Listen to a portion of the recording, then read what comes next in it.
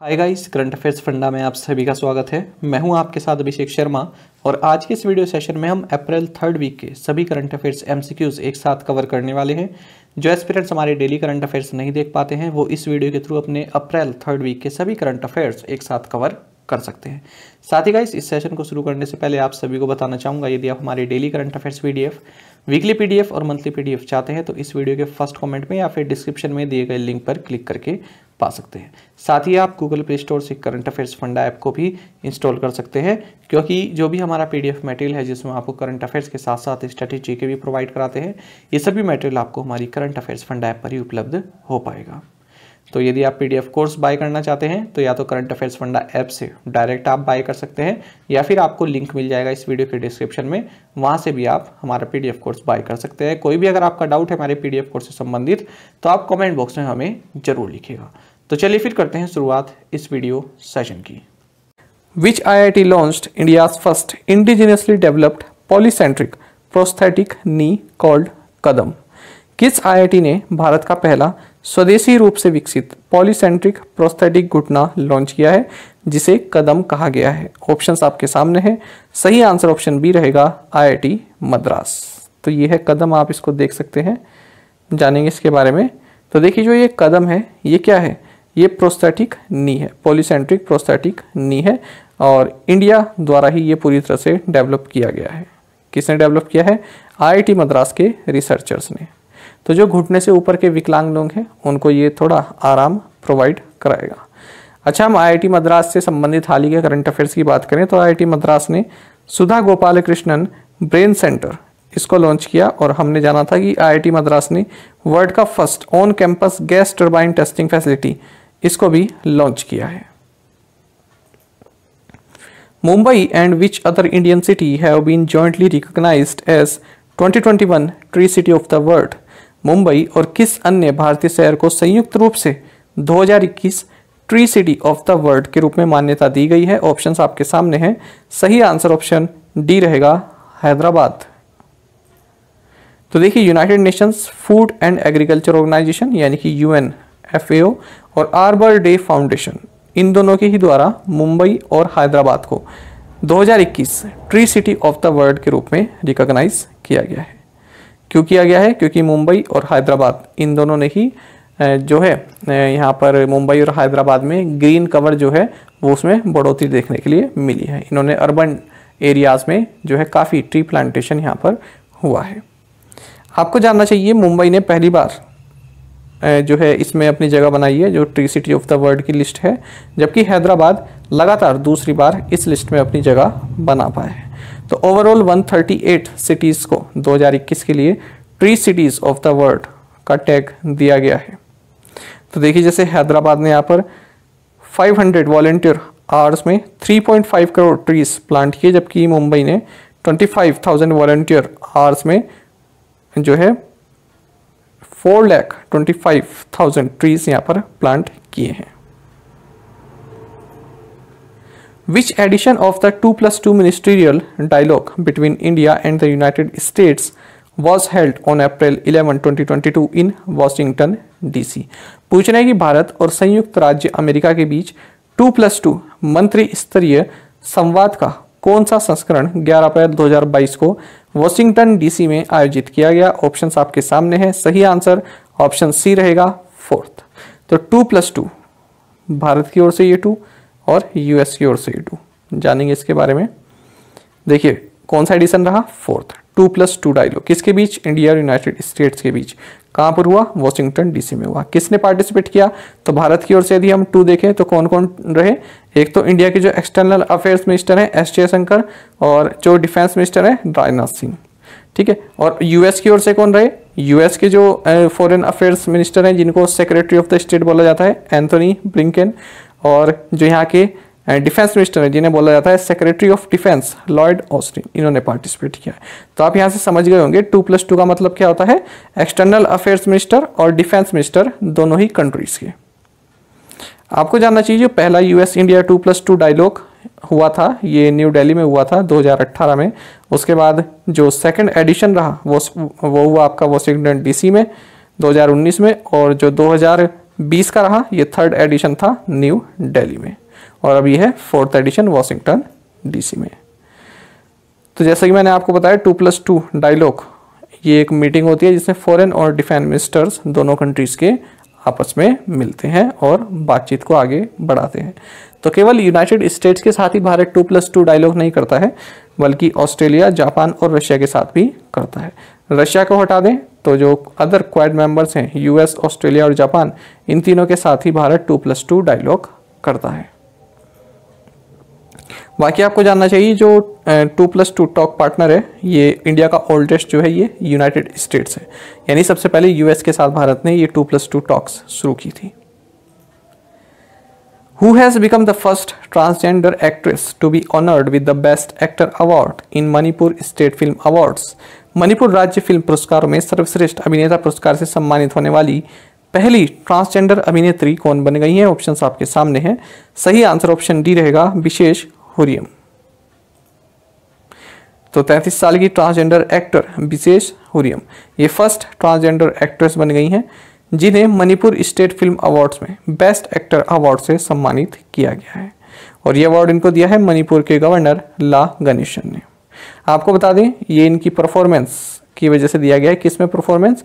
अबाइबा लेचिन यानी floating clouds, इसमें इन्होंने जो अपना कैरेक्टर निभाया उसकी वजह से इनको यह अवार्ड दिया गया है। How many medals have been won by India at the 2022 Thailand Open International Boxing Tournament? 2022 Thailand open international boxing tournament में भारत ने कितने पदक जीते हैं? ऑप्शंस आपके सामने हैं। सही आंसर ऑप्शन सी रहेगा 10। तो देखिए इंडियन बॉक्सिंग की जो टीम रही है 15 मेंबर की टीम गई थी थाईलैंड में, थाईलैंड के फुकेट में यहाँ पर हुआ है Thailand open international boxing tournament, और यहाँ पर भारत ने जो है 10 मेडल्स जीते हैं, जिनमें 3 गोल्ड हैं, 4 सिल्वर्स हैं और 3 ब्रॉन्ज मेडल्स हैं। तो ये सभी आप नाम देख सकते हैं जिसने भी जीते हैं। Who will be honored with the inaugural Lata Dinanath Mangeshkar award? Lata Dinanath Mangeshkar पुरस्कार से किसे सम्मानित किया जाएगा? ऑप्शंस आपके सामने है। सही आंसर ऑप्शन ए रहेगा, नरेंद्र मोदी। तो देखिए प्राइम मिनिस्टर नरेंद्र मोदी, इनको लता दीनानाथ मंगेशकर अवार्ड से सम्मानित किया जाएगा, और ये पहली बार है जब लता दीनानाथ मंगेशकर अवार्ड दिए जा रहे हैं। और कब सम्मानित किया जाएगा? 24 अप्रैल को, क्योंकि 24 अप्रैल को जो लता मंगेशकर जी के जो फादर हैं मास्टर दीनानाथ मंगेशकर, इनकी 80th डेथ एनिवर्सरी है, तो उसी उपलक्ष्य में ये अवार्ड भी डिस्ट्रीब्यूट किया जाएगा। आपको जानना चाहिए लता दीनानाथ मंगेशकर पुरस्कार ये अब से हर साल केवल एक ही इंडिविजुअल को दिया जाएगा जिसने म्यूजिक, ड्रामा, आर्ट, मेडिकल या फिर सोशल वर्क, इन सभी क्षेत्र में, इनमें से किसी एक क्षेत्र में जो है राष्ट्र के लिए कार्य किया हो। अच्छा, आशा पारेख और जैकी श्रॉफ, इनको मास्टर दीनानाथ पुरस्कार स्पेशल ऑनर से सम्मानित किया जाएगा। राहुल देशपांडे को मास्टर दीनानाथ पुरस्कार फॉर इंडियन म्यूजिक से सम्मानित किया जाएगा, जबकि एक प्ले है संजय छाया, इसको बेस्ट ड्रामा अवार्ड दिया जाएगा। आपको जानना चाहिए मास्टर दीनानाथ पुरस्कार, आनंदमयी पुरस्कार, ये दिया जाएगा Nutan Mumbai tiffin box suppliers charity trust को।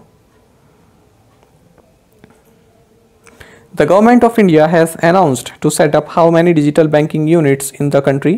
पूछ रहे हैं कि भारत सरकार ने देश में कितनी डिजिटल बैंकिंग इकाइयां स्थापित करने की घोषणा की है। ऑप्शंस आपके सामने हैं। सही आंसर ऑप्शन सी रहेगा 75। तो देखिए कमर्शियल बैंक्स जिन्हें डिजिटल बैंकिंग में एक्सपीरियंस है, तो अब उन्हें आरबीआई की परमिशन लेने की जरूरत नहीं है। किस लिए? टियर 1 टू टियर 6 सेंटर्स में डिजिटल बैंकिंग यूनिट्स ओपन करने के लिए। तो आरबीआई की परमिशन की जरूरत नहीं है, वो टियर 1 टू टियर 6 सेंटर्स में अपना डिजिटल बैंकिंग यूनिट्स ओपन कर सकते हैं, जो कमर्शियल बैंक है जिन्हें डिजिटल बैंकिंग में एक्सपीरियंस है। आपको बता दें यूनियन बजट 2022-23 में गवर्नमेंट ऑफ इंडिया ने ये डिसाइड किया था कि हम कम से कम 75 इस तरह की डिजिटल बैंकिंग यूनिट्स 75 डिस्ट्रिक्ट्स में जो है सेटअप करेंगे। अब डिजिटल बैंकिंग यूनिट्स क्या होता है? डिजिटल बैंकिंग यूनिट्स का मकसद ये रहेगा कि जैसे मतलब ये सभी सुविधाएं जैसे account opening, cash withdrawal, deposit, KYC updation, loans, complaint registration, ये सभी डिजिटली आपको उन यूनिट्स पर प्रोवाइड कराए जाए, ये सभी सर्विसेज आपको प्रोवाइड कराई जाए। The Madhavpur Ghed fair was organized in which state? Madhavpur Ghed मेला किस राज्य में आयोजित किया गया? ऑप्शंस आपके सामने हैं। सही आंसर ऑप्शन ए रहेगा गुजरात।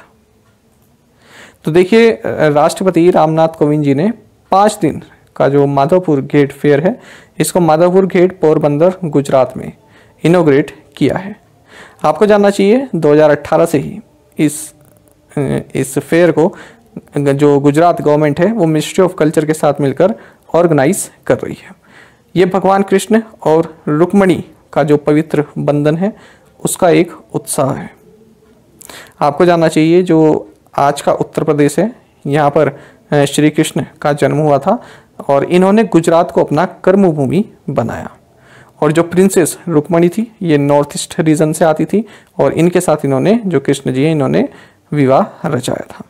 और इस विवाह का जो साक्षी रहा वो रहा आपका ये माधवपुर गेट। तो इसलिए यहाँ पर ये फेस्टिवल मनाया जाता है Madhavpur Ghed fair. How many artist have been conferred with the Sangeet Natak academy fellowship and संगीत नाटक अवार्ड्स फॉर द ईयर 2018? वर्ष 2018 के लिए कितने कलाकारों को संगीत नाटक एकेडमी फेलोशिप और संगीत नाटक पुरस्कार से सम्मानित किया गया है?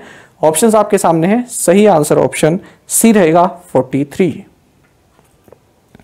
तो देखिए vice president M Venkaiah Naidu ने संगीत नाटक एकेडमी फेलोशिप और संगीत नाटक अवार्ड्स 2018 के लिए दिए हैं 44 एमिनेंट आर्टिस्ट को, 4 फेलोज एंड 40 अवार्डीज।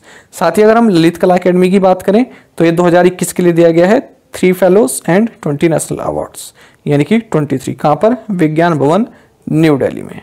तो देखिए जो संगीत नाटक अकेडमी दिया गया है, जिन 4 फेलोज को दिया गया है 2018 के लिए, यह है जाकिर हुसैन, जतिन गोस्वामी, सोनल मानसिंह और थिरुविदरी मरुदुर कुपैया कल्याणा सुंदरम इनको। और जो ललित कला अकेडमी है ये जिन 3 फेलोज को दिया गया है ये है हिम्मत शाह, ज्योति भट्ट और श्याम शर्मा। तो याद रखिएगा टोटल 44 आर्टिस्ट को ये दिए गए हैं। Name the world's busiest airport for 2021 as per the survey of airports council international world. Airport council international world के सर्वेक्षण के अनुसार 2021 के लिए दुनिया के सबसे व्यस्त हवाई अड्डे का नाम बताइए। ऑप्शंस आपके सामने हैं। सही आंसर ऑप्शन सी है एटलांटा GA US। तो देखिए एयरपोर्ट्स काउंसिल इंटरनेशनल ने 2021 की रैंकिंग्स रिलीज कर दी है। ये रैंकिंग किससे संबंधित है? वर्ल्ड के बिजिएस्ट एयरपोर्ट से संबंधित।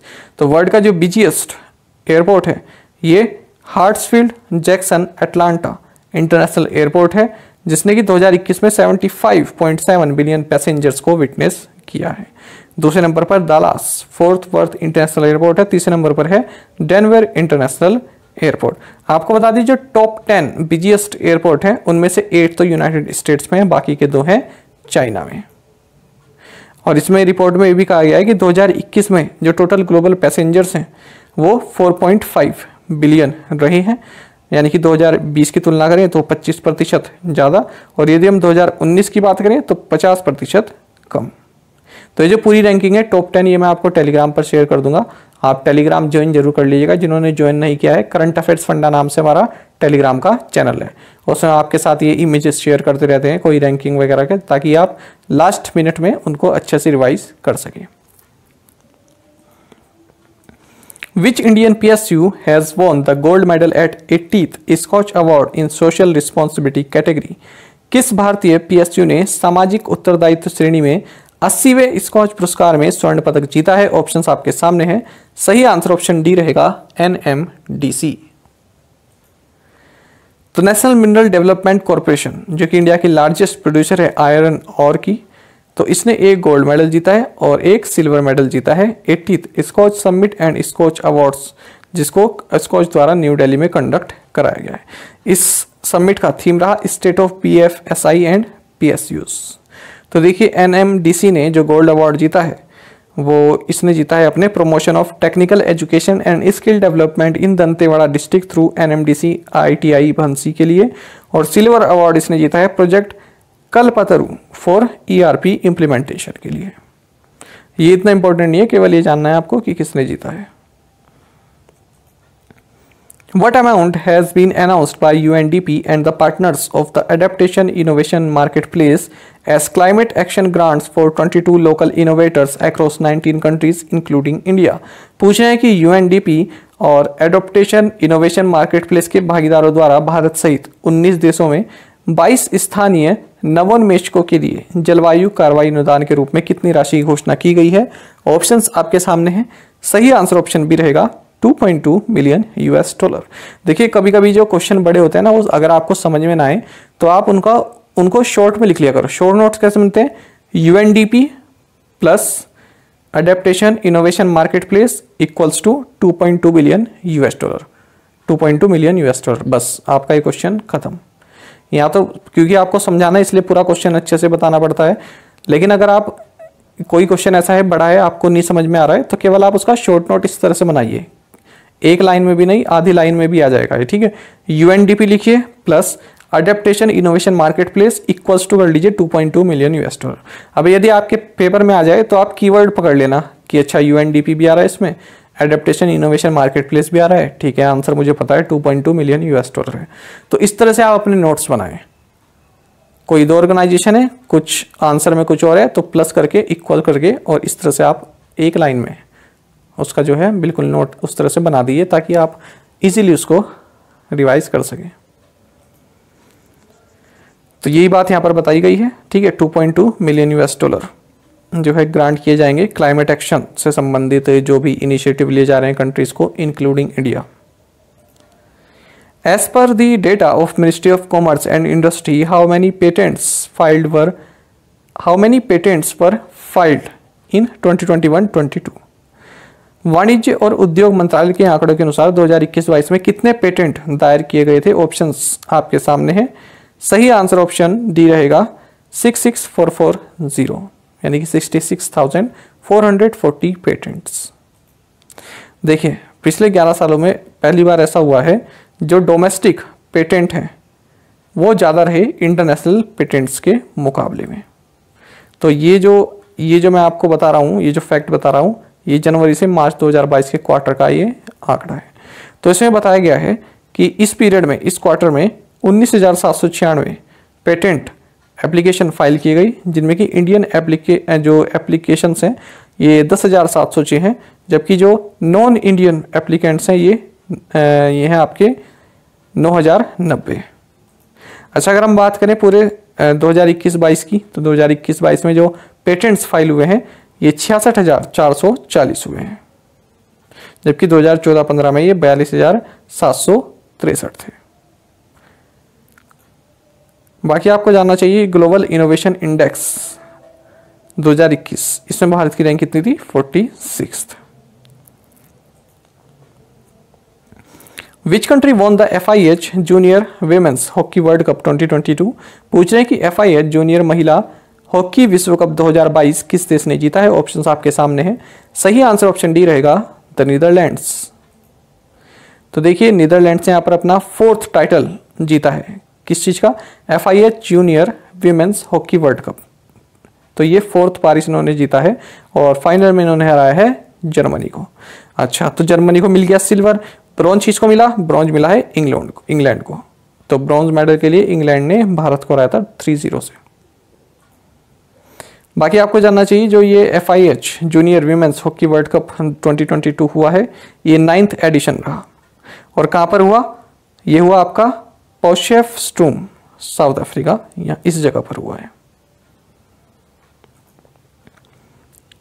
India is projected to grow at what % over the current physical year 23 as per the world bank? विश्व बैंक के अनुसार भारत को चालू वित्त वर्ष 23 में कितने प्रतिशत की दर से बढ़ने का अनुमान है? ऑप्शंस आपके सामने है।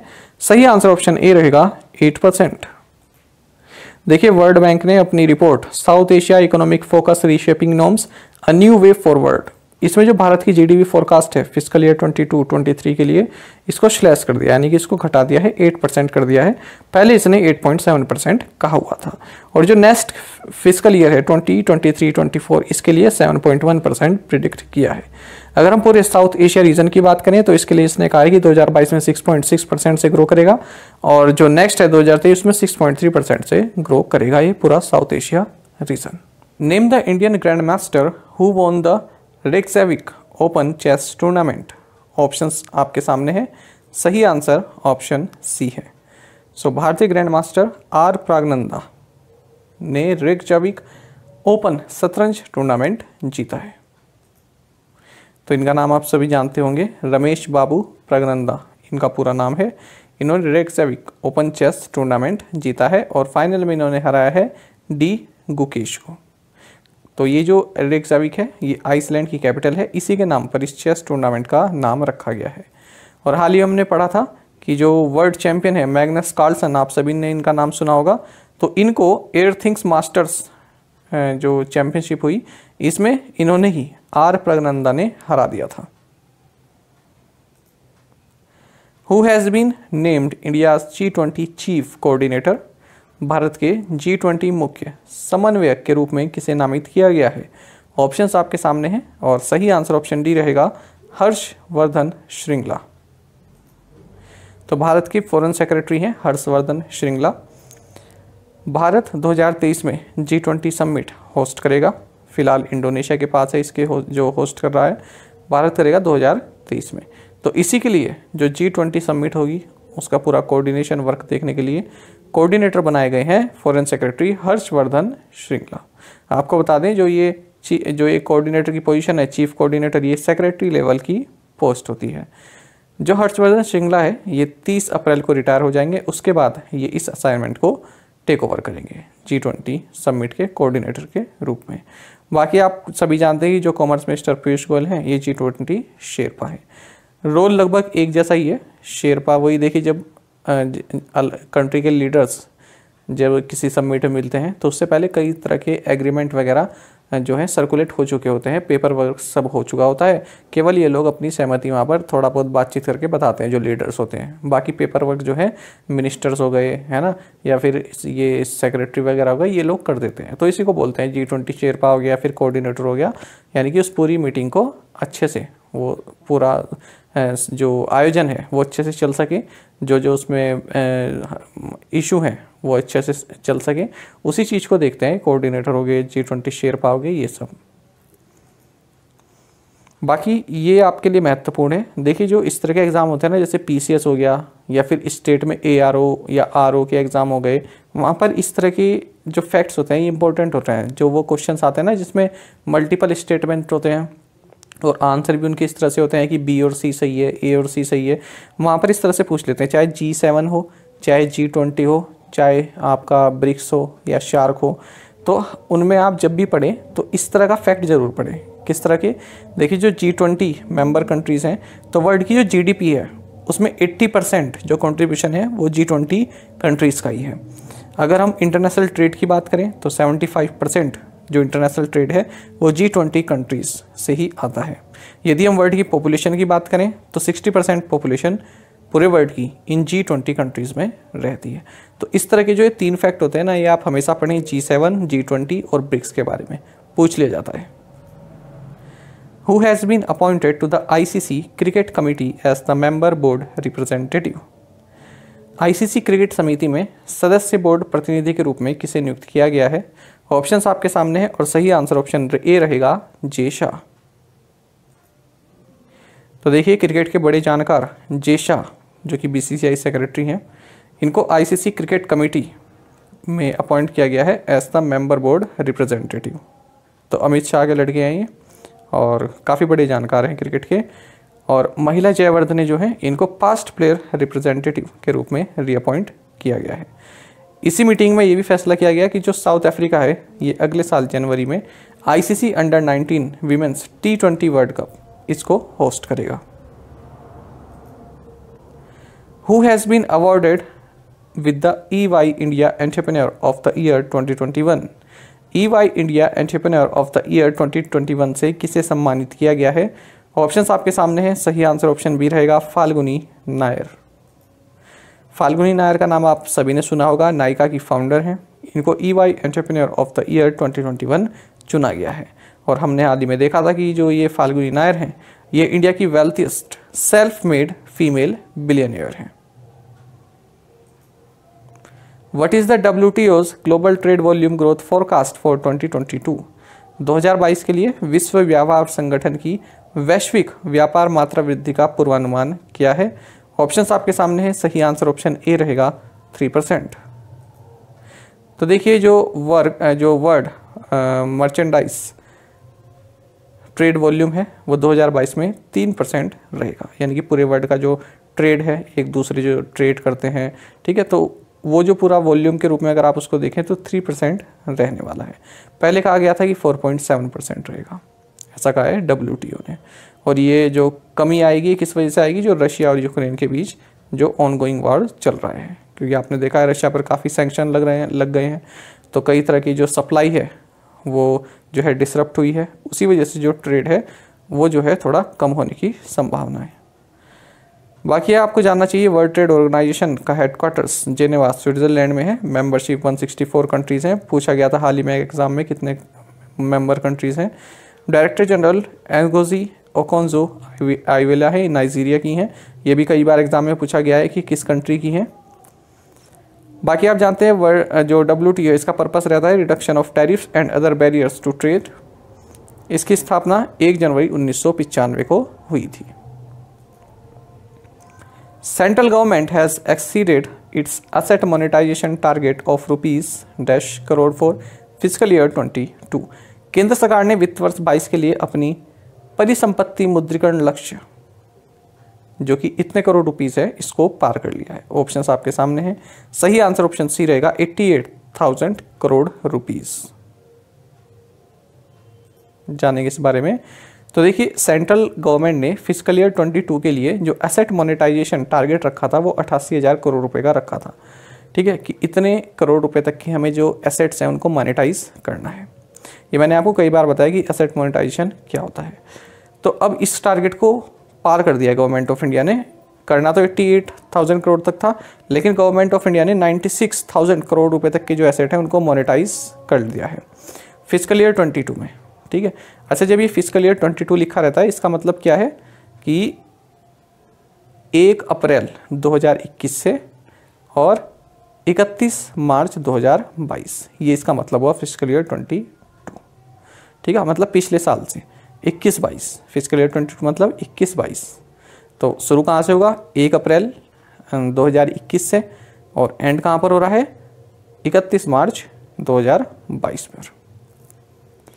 और फिजिकल ईयर 23 के लिए जो गवर्नमेंट ऑफ इंडिया ने एसेट मोनेटाइजेशन गोल रखा है वो 1.62 ट्रिलियन रुपीज़ का रखा है। फिर से आ गया फिजिकल ईयर 23। अब क्या होगा?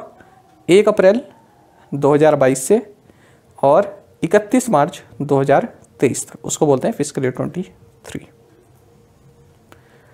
बाकी आपको जानना चाहिए जो ये एसेट मोनेटाइजेशन वाला जो प्लान है ये हमारी फाइनेंस मिनिस्टर निर्मला सीतारमन ने यूनियन बजट जो फिजिकल ईयर 22 के लिए पेश किया गया था उसमें अनाउंस किया था। और इसमें इन्होंने ये बताया कि फिजिकल ईयर 25 तक, यानी कि अगले 4 साल तक 6 ट्रिलियन रुपीज़ तक के जो एसेट्स हैं उनको मोनेटाइज किया जाएगा। तो ये तीनों फैक्ट आपके लिए इंपॉर्टेंट हैं, याद रखिएगा तीनों data. Which of the following has become the first country to recognize the legal rights of individual wild animals? निम्नलिखित में से कौन जंगली जानवरों के कानूनी अधिकारों को मान्यता देने वाला पहला देश बन गया है? ऑप्शंस आपके सामने हैं। सही आंसर ऑप्शन सी रहेगा इक्वाडोर। तो ये इक्वाडोर है, साउथ अमेरिकन कंट्री है, जानेंगे इसके बारे में। तो इक्वाडोर जो है ये फर्स्ट कंट्री बन गया है वर्ल्ड में जिसने जो वाइल्ड एनिमल्स हैं इनको लीगल राइट्स ग्रांट किए हैं। 2008 में ये जो इक्वाडोर है ये फर्स्ट कंट्री बना था वर्ल्ड में जिसने नेचर को as a deserving right bearing entity के रूप में रिकॉग्नाइज किया था। तो जो वाइल्ड एनिमल्स हैं तो अब उनको किस तरह के राइट्स दिए गए हैं, जैसे उनको कोई हंट नहीं कर सकता, फिश नहीं कर सकता, कैप्चर्ड नहीं कर सकता, कलेक्टेड नहीं कर सकता, एक्सट्रैक्टेड नहीं कर सकता, उनको कैप नहीं रख सकता, रिटेन ट्रैफिक्ड है ना, यानी कि स्मगलिंग वगैरह जो होती है एक्सचेंज नहीं कर सकता। इसी तरह के राइट दिए गए हैं। यदि कोई कोर्ट में इनकी ओर से कोई मतलब प्ली फाइल कर दे कि इनके साथ ऐसा ऐसा हुआ है तो कोर्ट में उसकी सुनवाई की जाएगी। तो उसको बोलते हैं, क्योंकि खुद से तो कोई एनिमल अपने आप केस नहीं लड़ सकता, तो उनके बिहाफ पर सरकार वो जो कोर्ट है वो भी सुमोटो कोग्निजेंस ले सकती है अपने आप से भी ले सकती है अगर उसके सामने कोई घटना है, या फिर कोई पर्यावरण से संबंधित या फिर कोई वाइल्ड लाइफ से संबंधित कोई व्यक्ति है, वाइल्ड लाइफ लवर है, वो अगर कोर्ट में इस तरह का डाल दे कि जी इस जानवर के साथ ऐसा ऐसा हुआ है, तो कोर्ट उसकी सुनवाई करेगा। बाकी इक्वाडोर के बारे में आपको जानना चाहिए। कैपिटल क्विटो है, करेंसी यूनाइटेड स्टेट्स डॉलर है। Iqbal Singh Lalpura is the chairperson of which commission? Iqbal Singh Lalpura किस आयोग के अध्यक्ष हैं? ऑप्शंस आपके सामने हैं। सही आंसर ऑप्शन बी है, national commission for minorities.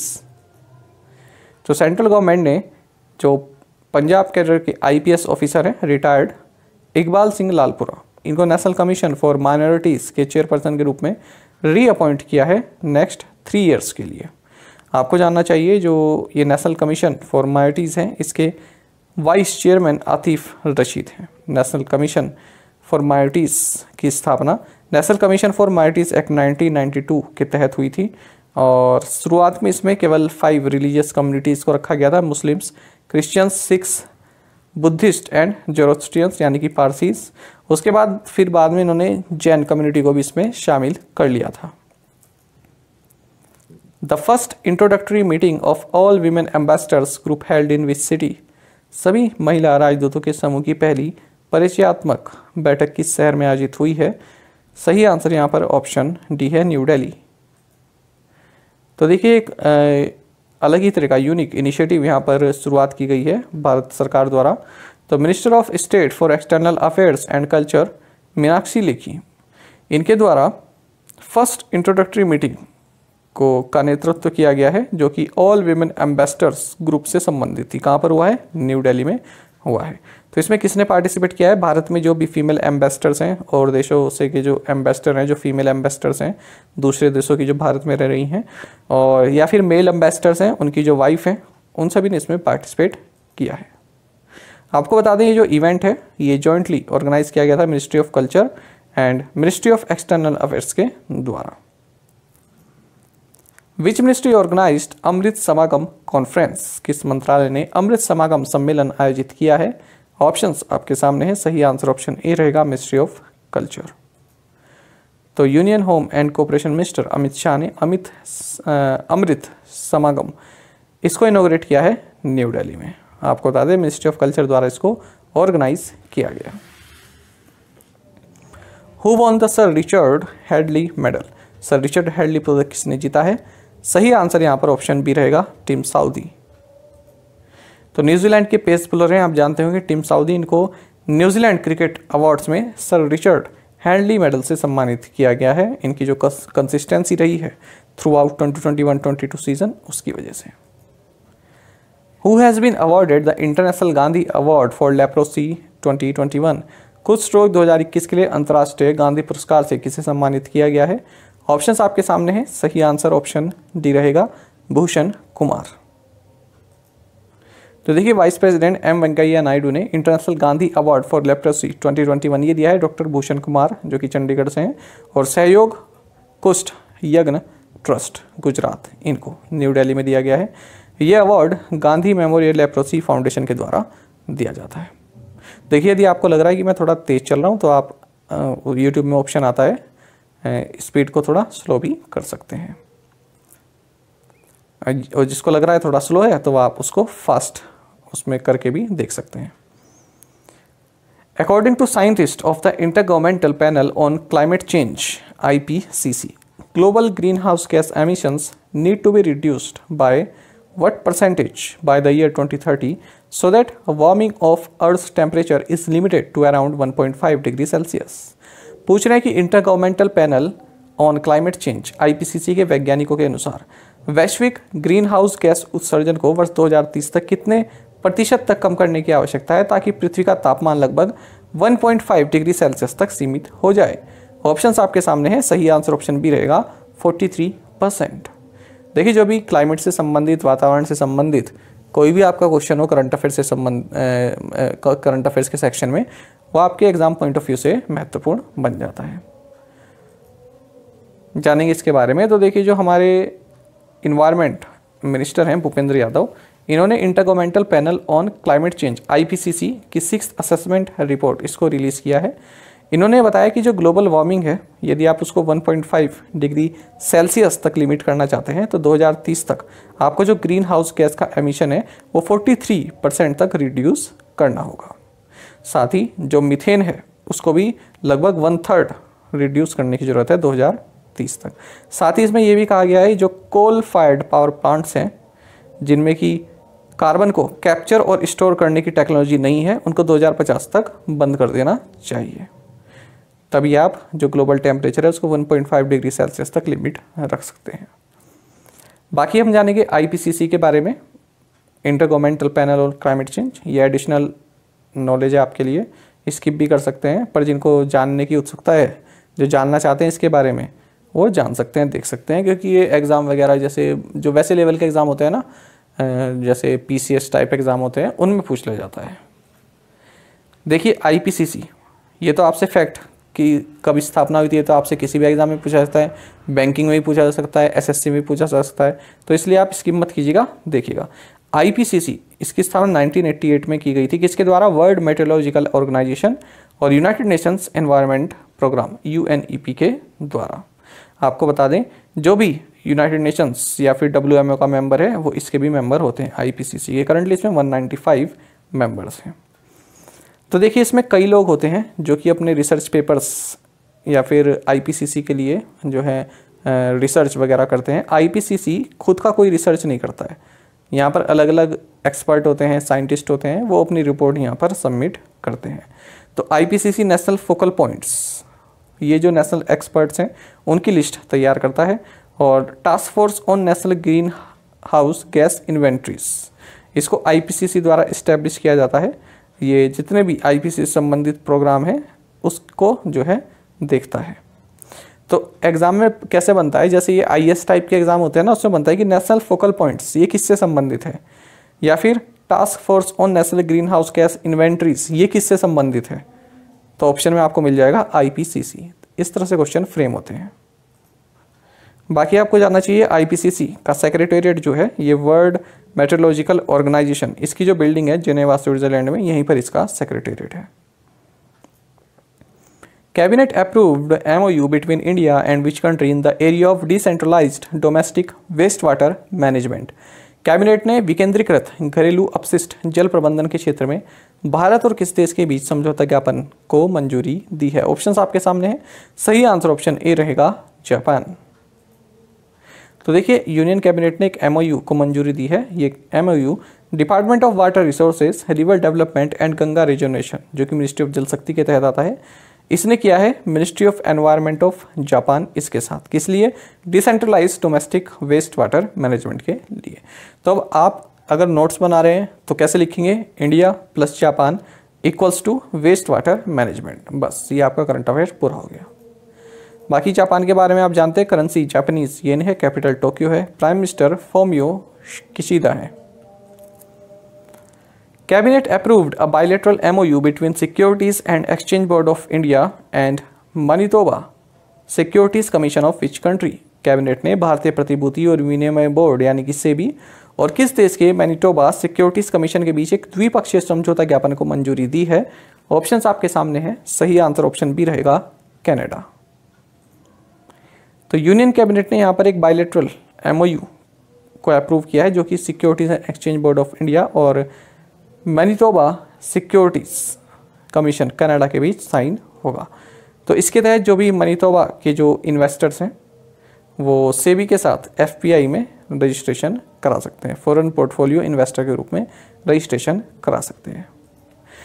Canada के बारे में आप जानते हैं, कैपिटल ओटावा है, करेंसी कैनेडियन डॉलर है, प्राइम मिनिस्टर जस्टिन ट्रूडो है। अच्छा, इसी तरह का हमने एक सेबी और एक और MOU हमने हाल ही में देखा था, वो क्या था? वो था कि सेबी ने किसके साथ MOU किया है? फाइनेंशियल रेगुलेटरी कमीशन मंगोलिया के साथ। तो इन दोनों करंट अफेयर्स को आपने नोट्स में क्लब करके लिखिएगा, सेबी के साथ ही, ठीक है, सेबी के साथ ही इसको भी लिख लीजिएगा कनाडा, और ये मंगोलिया वाला भी लिख लीजिएगा। India and which country organized East Asia summit workshop on illegal, unreported and unregulated fishing. भारत और किस देश ने अवैध, गैर रिपोर्टेड और अनियमित मत्स्य पालन पर पूर्वी एशिया शिखर सम्मेलन कार्यशाला का आयोजन किया है? ऑप्शन आपके सामने है। सही आंसर ऑप्शन डी रहेगा सिंगापुर। तो department of fisheries, ministry of fisheries, animal husbandry and dairying, government of India, इन्होंने गवर्नमेंट ऑफ सिंगापुर के साथ एक क्या East Asia summit workshop on illegal, unreported and unregulated fishing, इसको ऑर्गेनाइज किया है। बाकी सिंगापुर के प्रेसिडेंट हालिमा याकूब हैं, prime minister Lee Hsien Loong हैं और करेंसी है सिंगापुर डॉलर। बाकी ये फैक्ट आपको जानना चाहिए, कई बार एग्जाम में पूछा जाता है और पूछा भी गया है। इस तरह से पूछ लेते हैं, दो कंट्रीज़ के जोड़े बना दिए जाते हैं 4 ऑप्शन में और पूछ ले जाते हैं इनमें से किन 2 देशों की जो ऑफिशियल लैंग्वेज है वो तमिल है। तो श्रीलंका और सिंगापुर आप याद रखिएगा, इनकी जो ऑफिशियल लैंग्वेज है वो तमिल है। बाकी भारत में तो तमिलनाडु और जो पुडुचेरी है उसकी भी जो ऑफिशियल लैंग्वेज है वो तमिल भी है, और यहाँ पर सिंगापुर श्रीलंका की जो ऑफिशियल लैंग्वेज है वो तमिल भी है। ये आप याद रखेंगे fact. Indian Air Force signed MOU with which IIT to accelerate indigenization efforts for आत्मनिर्भर भारत। पूछ रहे हैं कि भारतीय वायुसेना ने आत्मनिर्भर भारत के स्वदेशीकरण के प्रयासों में तेजी लाने के लिए किस IIT के साथ समझौता ज्ञापन पर हस्ताक्षर किए हैं? ऑप्शंस आपके सामने हैं। सही आंसर ऑप्शन बी रहेगा IIT मद्रास। जानेंगे इस बारे में। तो इंडियन एयरफोर्स ने जो इंडियन IIT मद्रास इसके साथ एक MOU साइन किया है। किस लिए? जो इंडियन एयरफोर्स की अलग अलग रिक्वायरमेंट्स हैं उनको सपोर्ट करने के लिए। तो देखिए कई तरह के डेवलपमेंट्स इंडियन एयरफोर्स करना चाहती है टेक्नोलॉजी से संबंधित, तो उसी में ही सपोर्ट, टेक्नोलॉजी से संबंधित सपोर्ट प्रोवाइड कराएगा IIT मद्रास। और हाल ही में हमने काफ़ी महत्वपूर्ण करंट अफेयर IIT मद्रास से संबंधित पढ़ा था MCQ फॉर्मेट में। वो ये था कि IIT मद्रास ने एक प्रोस्थेटिक नी इसको लॉन्च किया है जिसका नाम है कदम। Which of the following is the host city for 2026 Commonwealth games? पूछ रहे हैं कि 2026 राष्ट्रमंडल खेलों का मेजबान शहर कौन है? ऑप्शंस आपके सामने हैं। सही आंसर ऑप्शन डी रहेगा विक्टोरिया स्टेट।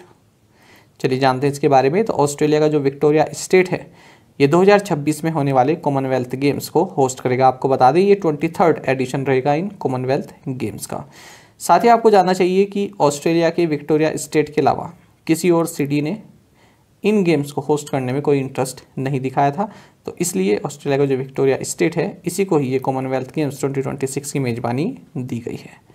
ऑस्ट्रेलिया ने हाल ही में गोल्ड कोस्ट में जो कॉमनवेल्थ गेम्स हुए थे साल 2018 में उन्हें भी होस्ट किया था और 2006 में मेलबर्न में भी होस्ट किया था। और 2022 के जो होने वाले हैं 28 जुलाई से 8 अगस्त के बीच में ये जो इंग्लैंड की सिटी है बर्मिंघम ये होस्ट करेगा।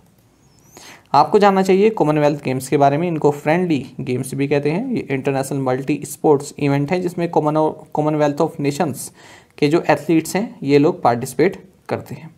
आपको बता दें सबसे पहली बार कॉमनवेल्थ गेम्स 1930 में हुए थे हैमिल्टन कनाडा में, और बस ये 1942 और 46 में नहीं हुए, वरना ये हर चौथे साल ऑर्गेनाइज किए जाते हैं। तो ये आप याद रखेंगे 4 साल के अंतराल में इनको ऑर्गेनाइज किया जाता है। Who has been selected for Malcolm Adishesia Award 2022? Malcolm आदिशेशिया पुरस्कार 2022 के लिए किसे चुना गया है? ऑप्शंस आपके सामने हैं। सही आंसर ऑप्शन सी रहेगा प्रभात पटनायक। तो देखिए जाने माने इंडियन इकोनॉमिस्ट हैं, पॉलिटिकल कमेंटेटर हैं प्रभात पटनायक। इनको 2022 माल्कम आदिशेशिया अवार्ड से सम्मानित किया जाएगा।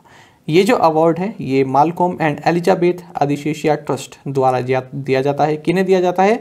उत्कृष्ट सामाजिक वैज्ञानिक को, और इसमें 2 लाख रुपए का कैश प्राइज दिया जाता है। इनको अब सम्मानित किया जाएगा चेन्नई में जो फंक्शन होगा वहां पर।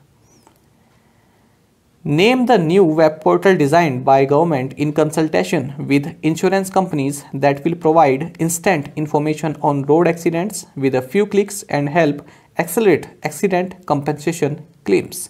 बीमा कंपनियों के परामर्श से सरकार द्वारा डिजाइन किए गए नए वेब पोर्टल का नाम बताएं जो कुछ ही क्लिक में सड़क दुर्घटनाओं पर तत्काल जानकारी प्रदान करेगा और दुर्घटना मुआवजे के दावों में तेजी लाने में मदद करेगा। ऑप्शंस आपके सामने हैं। सही आंसर ऑप्शन ए रहेगा ई-दार। तो देखिए ministry of roads transport and highways इन्होंने एक पोर्टल लॉन्च किया है जिसका नाम है ई-दार। दार का मतलब है डिटेल्ड एक्सीडेंट रिपोर्ट। जानेंगे इस बारे में, महत्वपूर्ण क्वेश्चन है ये भी आपके लिए। ऐप पोर्टल प्लेटफॉर्म इनसे संबंधित जो भी क्वेश्चन होता है वो महत्वपूर्ण बन जाता है आपके एग्जाम के लिए। तो देखिए ये पोर्टल क्या प्रोवाइड करेगा, it will provide instant information on road accidents, जो रोड एक्सीडेंट से संबंधित इन्फॉर्मेशन है वो तुरंत प्रोवाइड कराएगा। And helps accelerate accident compensation claims bringing relief to victims family, जो विक्टिम है जिसका एक्सीडेंट वगैरह हुआ है तो उसकी फैमिली तुरंत से जो एक्सीडेंट कंपनसेशन है, जो कंपनसेशन मिलता है चाहे वो इंश्योरेंस से चाहे कुछ भी हो, उस क्लेम को तुरंत कर सके तो वो भी इस पोर्टल की सहायता से में कर पाएंगे, उसमें तेज़ी देखने के लिए मिलेगी। आपको बता दें जो डिजिटलाइज्ड डिटेल एक्सीडेंट रिपोर्ट है यानी कि जो दार है, इसको जो ये पोर्टल पे अपलोड किया जाएगा इसको हर कोई जो है आसानी से एक्सेस कर सकता है। अब जो पुलिस है, रोड अथॉरिटीज़ हैं और हॉस्पिटल्स हैं, ठीक है, तो इन सभी को जो ये ईदार प्लेटफॉर्म है यहाँ से इंफॉर्मेशन मिल सकती है। आपको बता दें जो ईदार है ये एक्सटेंशन है किसका, IRAD का। IRAD मतलब क्या है, इंटीग्रेटेड रोड एक्सीडेंट डेटाबेस, ठीक है, तो इसी का ये एक एक्सटेंशन है, तो याद रखिएगा ईदार। Which city based 1-to-1 finance has received the RBI's certificate of registration to function as NBFC factor? काफ़ी महत्वपूर्ण क्वेश्चन है बैंकिंग एग्जाम देने वाले बच्चों के लिए। किस शहर स्थित 121 फाइनेंस को NBFC फैक्टर के रूप में कार्य करने के लिए RBI का पंजीकरण प्रमाण पत्र प्राप्त हुआ है? ऑप्शंस आपके सामने हैं, सही आंसर ऑप्शन बी रहेगा जयपुर। जानेंगे इसके बारे में। तो देखिए जयपुर बेस्ड एक ये कंपनी है NBFC 1-to-1 फाइनेंस इसका नाम है। इसे रिजर्व बैंक ऑफ इंडिया का सर्टिफिकेट ऑफ रजिस्ट्रेशन मिल गया है, किसके तहत, registration of factors reserve bank regulations 2022। तो अब क्या होगा, देखिए जो ये 1-to-1 फाइनेंस है, ध्यान से सुनिएगा, ये first non banking finance company है यानी कि फर्स्ट NBFC है जो कि एक इन्वेस्टमेंट एंड क्रेडिट कंपनी से अब NBFC फैक्टर कंपनी बन गई है। इसका क्या मतलब हुआ, NBFC फैक्टर का मतलब क्या होता है ये ध्यान से समझिएगा। देखिए मान लीजिए कोई A व्यक्ति है और दूसरा है B व्यक्ति। A व्यक्ति ने B व्यक्ति से सामान लिया, अब बदले में उसे पैसे भी तो देने हैं ना B को।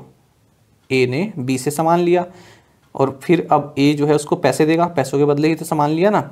लेकिन A क्या कहता है कि मैं आपको 2 महीने बाद पैसे दूंगा, मेरे पास अभी पैसे नहीं हैं। तो अब A का ड्यू रह गया ना B के ऊपर। B ने सामान तो दे दिया लेकिन B को पैसे प्राप्त नहीं हुए। B ने जो है एक इनवॉइस जारी कर दिया कि 2 महीने बाद आप मुझे पैसे दे देना, ठीक है। अब जो B है, B को कोई इमरजेंसी पड़ जाती है, उसे पैसे की ज़रूरत है, तो अब B गया C के पास। उसने C को कहा कि मुझे कुछ पैसों की ज़रूरत है और ये मेरा एक कस्टमर था A, वो 2 महीने बाद मुझे इतने पैसे देगा, मान लीजिए 5,000 रुपये देगा, और B को भी जो है 5,000 की ज़रूरत है। B को मान लीजिए 4,000 की ज़रूरत है। तो B ने उसको C को कहा कि जो A मेरा कस्टमर है ना, वो मुझे 2 महीने बाद 5,000 रुपये देगा, आप उससे ले लीजिएगा, ठीक है, लेकिन आप अभी मुझे पैसे प्रोवाइड करा दीजिए क्योंकि मुझे अभी ज़रूरत है। तो C ने क्या कहा, C ने B को केवल 4,000 रुपये दिए, 5,000 नहीं दिए, केवल 4,000 रुपये लिए, और B से वो इन्वॉइस ले लिया जो उसने A के नाम का जारी किया हुआ है। यानी कि अब जो C है ना वो A से तो 5,000 रुपये लेगा, लेकिन उसने B को कितने दिए, 4,000। तो C ने कितने कमा लिए, 1,000 रुपये कमा लिए। तो वो जो C है ना वो है NBFC फैक्टर। आई होप आप इस चीज़ को समझ गए होंगे। दोबारा मैं शॉर्ट में बताऊंगा। देखिए A ने जो है B से सामान लिया और B को वो उसने पैसे नहीं दिए। B को उसने कहा, मान लीजिए 5,000 का बिल हुआ, B को उसने कहा मैं 2 महीने बाद आपको पैसे दूंगा। B ने कहा कि ठीक है चलो 2 महीने बाद दे देना, ठीक है। अब B को ज़रूरत पड़ गई पैसों की, B गया C के पास।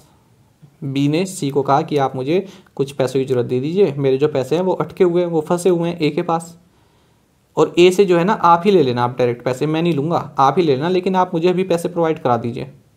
तो C ने क्या कहा, C ने कहा कि मैं A से 5,000 रुपये ले लूँगा, ठीक है, लेकिन मैं आपको 4,000 उसके बदले में प्रोवाइड कराऊंगा क्योंकि आपको इमरजेंसी है। तो 4,000, क्योंकि उसको भी तो कमाने हैं ना C को, तो C की कमाई तो यहीं से बनेगी ना। उसने केवल 4,000 ही दिए B को, और जबकि B से बिल ले लिया वो 5,000 वाला जो उसे A से लेने हैं। तो आई होप आप इस चीज़ को समझ गए। तो वही NBFC फैक्टर कंपनी बन गई है अब ये 1-to-1 फाइनेंस। C का काम अब ये करेगी 1-to-1 फाइनेंस। किसी को पैसे चाहिए ना, किसका ड्यू रह रहा हो, तो ये ले लेगा बिल उससे। साथ ही आपको NBFC फैक्टर ये टर्म आपने बहुत कम सुना होगा और ये काफ़ी महत्वपूर्ण है।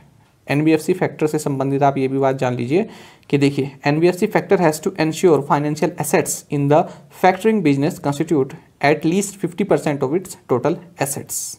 तो देखिए कोई भी जो कंपनी है जो एनबीएफसी फैक्टर बनने जा रही है, उसके जो टोटल एसेट्स हैं उसका कम से कम 50% जो बिजनेस है वो इस फैक्टरिंग बिजनेस में होना चाहिए। ठीक है, जो टोटल एसेट्स हैं उसका 50% वो अपना इस कामकाज में लगाए जो एनबीएफसी फैक्टर का काम है उसमें। और जो उसकी ग्रॉस इनकम है ना, तो उसमें कम से कम 50% जो उसकी इनकम है वो इसी बिजनेस से आई हो। जो उसने ये 1000 रुपये कमाए हैं ना, 4000 रुपये देके और 5000 ले दिए, इससे उसकी जो है कम से कम 50% इनकम आई हो। और उसके पास जो है मिनिमम नेट ऑन फंड होना चाहिए 5 करोड़ रुपए का। तो आई होप आप इस चीज़ को समझे होंगे, नहीं समझे हो तो दोबारा से सुनिएगा, जरूर से आपको समझ में आ जाएगा। गिफ्ट सेज यानी कि special economic zone and which bank signed MOU to promote the special economic zone to Indian as well as global businesses. GIFT SEZ और किस बैंक ने भारतीय और वैश्विक व्यवसायों के लिए विशेष आर्थिक क्षेत्रों को बढ़ावा देने के लिए समझौता ज्ञापन पर हस्ताक्षर किए हैं? ऑप्शंस आपके सामने हैं, सही आंसर ऑप्शन सी रहेगा, ICICI बैंक। तो देखिए ICICI बैंक और जो गिफ्ट स्पेशल इकोनॉमिक जोन है गिफ्ट सिटी गांधीनगर गुजरात में, तो इन्होंने एक MOU साइन किया है। किस लिए? To promote the special economic zone to Indian as well as global businesses. तो जो इंडियन है और जो ग्लोबल बिजनेसेस हैं उनमें जो ये स्पेशल इकोनॉमिक जोन है, गिफ्ट स्पेशल इकोनॉमिक जोन, इसको प्रमोट करने के लिए। बाकी आप जानते हैं कि जो गिफ्ट सिटी है इसके MD एंड ग्रुप CEO तपन रे हैं। ICICI बैंक के बारे में आप जानते हैं, MD and CEO Sandeep Bakhshi, headquarters Mumbai में है और टैगलाइन है हम है ना ख्याल आपका। Which bank has gone live on the Indian customs electronic gateway ICEGATE to enable online payment of customs duty for its customers. पूछ रहे हैं कि अपने ग्राहकों के लिए सीमा शुल्क के ऑनलाइन भुगतान को सक्षम करने के लिए कौन सा बैंक भारतीय सीमा शुल्क इलेक्ट्रॉनिक गेटवे पर लाइव हो गया है? ऑप्शंस आपके सामने हैं, सही आंसर ऑप्शन डी रहेगा, कोटक महिंद्रा बैंक। जानेंगे इसके बारे में। तो देखिए कोटक महिंद्रा बैंक ने अपने एक फीचर को लाइव कर दिया है जिसके तहत जो उसके कस्टमर्स हैं वो कस्टम ड्यूटी ऑनलाइन पे कर सकते हैं। तो देखिए एक पोर्टल है central board of indirect taxes and customs का, जिसका नाम है Indian customs electronic gateway ICEGATE। तो इसके थ्रू जो है कोई भी व्यक्ति है जो कस्टमर है वो कस्टम ड्यूटी पे कर सकते हैं। तो कोटक महिंद्रा बैंक इस पोर्टल पर जो है लाइव हो चुका है। तो कोटक महिंद्रा बैंक के जो भी कस्टमर्स हैं वो अब अपने बैंक के थ्रू ही कस्टम ड्यूटी पे कर सकते हैं। बाकी आपको जानना चाहिए कोटक महिंद्रा बैंक सुर्खियों में इस बात से भी रहा है कि इसने जो कोटक FYN इस तरह का एक पोर्टल लॉन्च किया है अपने बिजनेस बैंकिंग और कॉर्पोरेट क्लाइंट्स के लिए, कोटक FYN। कोटक महिंद्रा बैंक के बारे में आप जानते हैं, MD and CEO Uday Kotak हैं, हेडक्वार्टर्स मुंबई में है, टैगलाइन है let's make money simple. India's services exports for the first time achieved the targeted $billion during April to March 2021-22। पूछ रहे हैं कि भारत के सेवा निर्यात ने पहली बार अप्रैल से मार्च 2021-22 के दौरान लक्षित कितने $billion का लक्ष्य हासिल किया है? ऑप्शंस आपके सामने हैं, सही आंसर ऑप्शन बी रहेगा, $250 billion। लक्षित मतलब टारगेटेड। देखिए जानते हैं इसके बारे में। देखिए इंडिया का जो सर्विस एक्सपोर्ट है, जो सॉफ्टवेयर वगैरह है, जो सर्विस जो प्रोवाइड कराता है भारत दूसरे देशों में, तो जो सर्विस सेक्टर है, सर्विस से संबंधित जो एक्सपोर्ट है, तो उसका टारगेट रखा गया था $250 billion। किसके लिए? अप्रैल 2021 से मार्च 2022 के बीच में। तो उसको जो है गवर्नमेंट ऑफ इंडिया ने अचीव कर लिया है। साथ ही आपको जानना चाहिए जो मार्च का महीना रहा, इकलौते मार्च के महीने में ही जो भारत का सर्विस एक्सपोर्ट रहा ये $22.52 billion का रहा है। और जो भारत का ओवरऑल एक्सपोर्ट रहा है अप्रैल 2021 से मार्च 2022 के बीच में ये $669.65 billion का रहा है। तो तीनों ही आंकड़े आपके लिए महत्वपूर्ण है, खास करके first and third. Cabinet approved continuation of Rashtriya Gram Swaraj Abhiyan from 1/4/2022 to which date? Cabinet ने राष्ट्रीय ग्राम स्वराज अभियान को 1 अप्रैल 2022 से किस दिनांक तक जारी रखने को मंजूरी दी है? ऑप्शंस आपके सामने हैं। सही आंसर ऑप्शन डी रहेगा 31 मार्च 2026। चलिए जानते हैं। तो देखिए, कैबिनेट ने जो इनकी सेंट्रली स्पॉन्सर्ड स्कीम है जिसका नाम है राष्ट्रीय ग्राम स्वराज अभियान, तो इसका जो इम्प्लीमेंटेशन पीरियड है उसको 1 अप्रैल 2022 से 31 मार्च 2026 तक कर दिया है। और इसका जो टोटल बजट रहेगा इस स्कीम का, ये रहेगा 5,911 करोड़ रुपए का, जिसमें कि सेंट्रल शेयर 3700 करोड़ रुपए का रहेगा और स्टेट का शेयर रहेगा 2211 करोड़ रुपए। सेंट्रली स्पॉन्सर्ड स्कीम यानी कि इसमें स्टेट भी कुछ योगदान करते हैं, और अगर सेंट्रल सेक्टर स्कीम होता तो यानी कि 100% गवर्नमेंट ऑफ इंडिया द्वारा फंडेड होते हैं। तो देखिए, जो अब इसमें फंडिंग पैटर्न अगर हम देखें तो सेंटर और स्टेट के बीच में 60-40 का रहेगा, यानी 60% कंट्रीब्यूशन जो बजट में है वो सेंटर की ओर से रहेगा, 40% उस स्टेट की तरफ से रहेगा जिसमें लॉन्च हुआ है, एक्सेप्ट नॉर्थ ईस्ट, हिली states and union territory of Jammu Kashmir. ठीक है, तो नॉर्थ ईस्ट, हिली state and union territory of Jammu Kashmir में ये रहेगा 90-10, यानी 90 सेंट्रल गवर्नमेंट द्वारा जो फंडेड रहेगा और 10% देंगे ये जो भी नॉर्थ ईस्ट स्टेट्स हैं वहाँ पर, या हिली स्टेट्स हैं जैसे हिमाचल, उत्तराखंड, या फिर union territory of Jammu and Kashmir. अब जो जम्मू एंड कश्मीर के अलावा जो अदर यूटीज़ हैं उनमें जो है 100% फंडेड रहेगा ये सेंट्रल गवर्नमेंट के द्वारा। बाकी आपको जानना चाहिए कि जो ये आपकी स्कीम है राष्ट्रीय ग्राम स्वराज अभियान RGSA, ये सबसे पहले यूनियन कैबिनेट द्वारा 2018 में इसको अप्रूव किया गया था, 2018-19 से 2021-22 के लिए। तो इसमें जो पंचायत हैं उनको इंसेंटिवाइज किया जाता है, कई तरह के सुधार पंचायत का जो पूरा कार्य होता है उसमें किए जाने हैं, और कई तरह के रिसोर्सेस पंचायत को प्रोवाइड करा जाता है ताकि उनका रेवेन्यू बढ़े। Which edition of Indian Navy Royal Australian Navy Navy to Navy staff talks were held at New Delhi?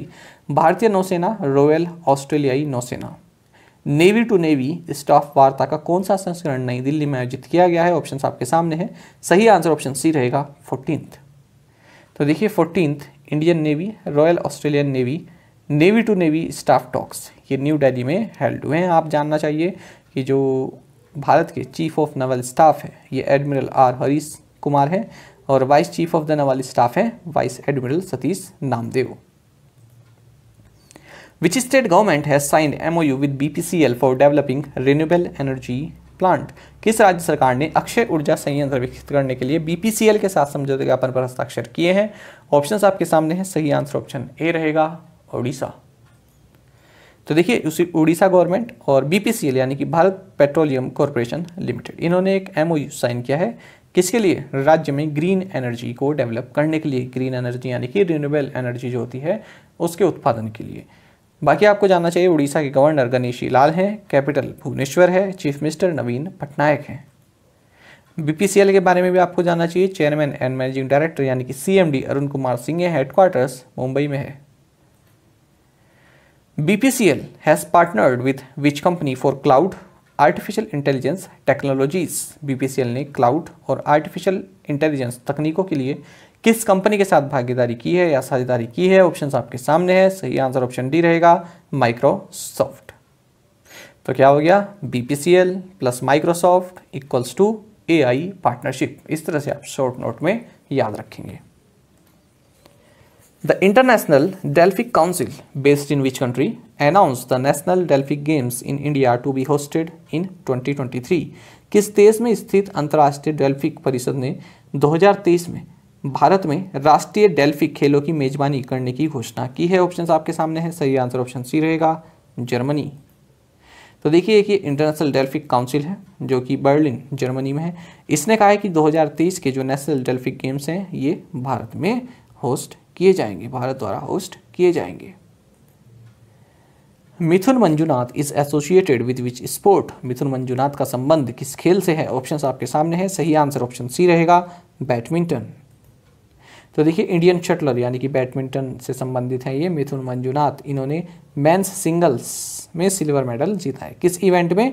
ये फ्रांस में हुआ है, ऑर्लियंस मास्टर्स 2022, और इनको हराया है फ्रांस के टोमा जूनियर पापोव ने। India will host street child cricket world cup in which year? Bharat street child cricket world cup किस वर्ष में आयोजित करेगा? ऑप्शंस आपके सामने है। सही आंसर ऑप्शन ए है 2023। तो देखिए, street child United and save the children India, इनके द्वारा ऑर्गेनाइज किया जाता है street child cricket world cup. तो ये जो 2023 का जो वर्ल्ड कप होगा ये भारत में होगा। 22 टीम इसमें पार्टिसिपेट करने वाली है। Which digital payments platform has joined hands with Extreme IX to enable a faster digital payments experience? तेजी से डिजिटल भुगतान अनुभव को सक्षम करने के लिए किस डिजिटल भुगतान प्लेटफॉर्म ने एक्सट्रीम IX से हाथ मिलाया है? ऑप्शंस आपके सामने है। सही आंसर ऑप्शन बी रहेगा फोन पे। तो देखिए, जो डिजिटल पेमेंट्स एक्सपीरियंस है उसको काफ़ी फास्ट करने के लिए फ़ोन पे ने एक ये इंटरनेट एक्सचेंज पॉइंट कंपनी है एक्सट्रीम IX, इसके साथ हाथ मिलाया है। बाकी आपको जानना चाहिए, फ़ोन पे के CEO समीर निगम है, हेडक्वार्टर्स बेंगलुरु कर्नाटक में है। और हाल ही में आपको जानना चाहिए कि फ़ोन पे ने अनाउंस किया है कि इसने जो है per day 100 million transaction record किए हैं या क्रॉस किए हैं। The foundation stone for India line of credit funded IT और high tech park was laid in which country? India line of credit द्वारा वित्त पोषित IT हाईटेक पार्क की आधारशिला किस देश में रखी गई है? ऑप्शंस आपके सामने है। सही आंसर यहाँ पर माफ़ कीजिएगा, ऑप्शंस में थोड़ा गड़बड़ी हो गई है, मैं आपको बता देता हूँ। ऑप्शंस रहेगा यहाँ पर बांग्लादेश। बांग्लादेश का सही आंसर है। मैं इसको PDF में सही कर दूंगा, आप ध्यान रखिएगा, ठीक है। यहाँ पर आपको ये हेडिंग भी दी गई होगी, बांग्लादेश है इसका। ये कभी कभी क्या होता है ना, जैसे मैं क्वेश्चन बनाता हूँ तो कभी कभी मिस हो जाता है। अब देखिए, ये डेली जो है 40 से 44 PPT जो है बनाता हूँ मैं इसको, फिर उसमें ये एडिटिंग वगैरह भी करते हैं, ये रेड कलर और आपका सब कुछ मैं हाईलाइट करता हूँ, ठीक है। तो उसमें कभी कभी क्या हो जाता है ना कि ये चीज़ें मिस कर जाता हूँ मैं, तो इसके लिए मैं क्षमा चाहूँगा आपसे। लेकिन मैं करेक्ट भी कर देता हूँ। आप में से कई एस्पिरेंट्स मेरे को टेलीग्राम पर भी बता देते हैं कि आज के में थोड़ा ये गड़बड़ रही है सर, इसको ज़रा करेक्ट कर दीजिए, तो मैं वो PDF में करेक्ट कर देता हूँ, ठीक है। तो मैं इसके लिए माफ़ी चाहूँगा। ये ऑप्शंस यहाँ पर सही नहीं है, यहाँ पर कंट्री होना चाहिए था कोई ना कोई, नेपाल, श्रीलंका, बांग्लादेश या फिर म्यांमार, इस तरह से ऑप्शन होने चाहिए थे और उसमें आंसर होना चाहिए था बांग्लादेश, ठीक है। तो आप इस चीज़ को ध्यान रखेंगे। मैं PDF सब्सक्राइबर जो हैं उनको बिल्कुल सही ऑप्शंस मिलेंगे और जो डेली नोट्स बनाते हैं वो यहाँ पर बांग्लादेश इसका आंसर करेंगे। चलिए जानते हैं इसके बारे में। तो देखिए, भारत ने जो है लाइन ऑफ क्रेडिट दी है बांग्लादेश को। लाइन ऑफ क्रेडिट मैंने आपको बताया है कि लाइन ऑफ क्रेडिट का मतलब क्या होता है, यानी कि भारत ने बांग्लादेश को मान लीजिए 100 रुपये की लाइन ऑफ क्रेडिट दे दी है। तो इसका मतलब क्या हुआ, यानी कि जब भी बांग्लादेश को 100 रुपये के अंदर मान लीजिए बांग्लादेश को 70 रुपये की ज़रूरत है, तो बांग्लादेश ने भारत से ले लिए, बचे कितने 30 रुपये। अब बांग्लादेश को मान लीजिए 1 साल बाद 30 रुपये की ज़रूरत है कुछ प्रोजेक्ट के लिए, तो फिर वो भारत से ले सकता है, क्योंकि भारत ने पहले कहा हुआ है कि 100 रुपये तक की लाइन ऑफ क्रेडिट में आपको दे रहे हैं, यानी कि 100 रुपये आप कभी भी ले सकते हैं हमसे, तो उसको बोलते हैं लाइन ऑफ क्रेडिट।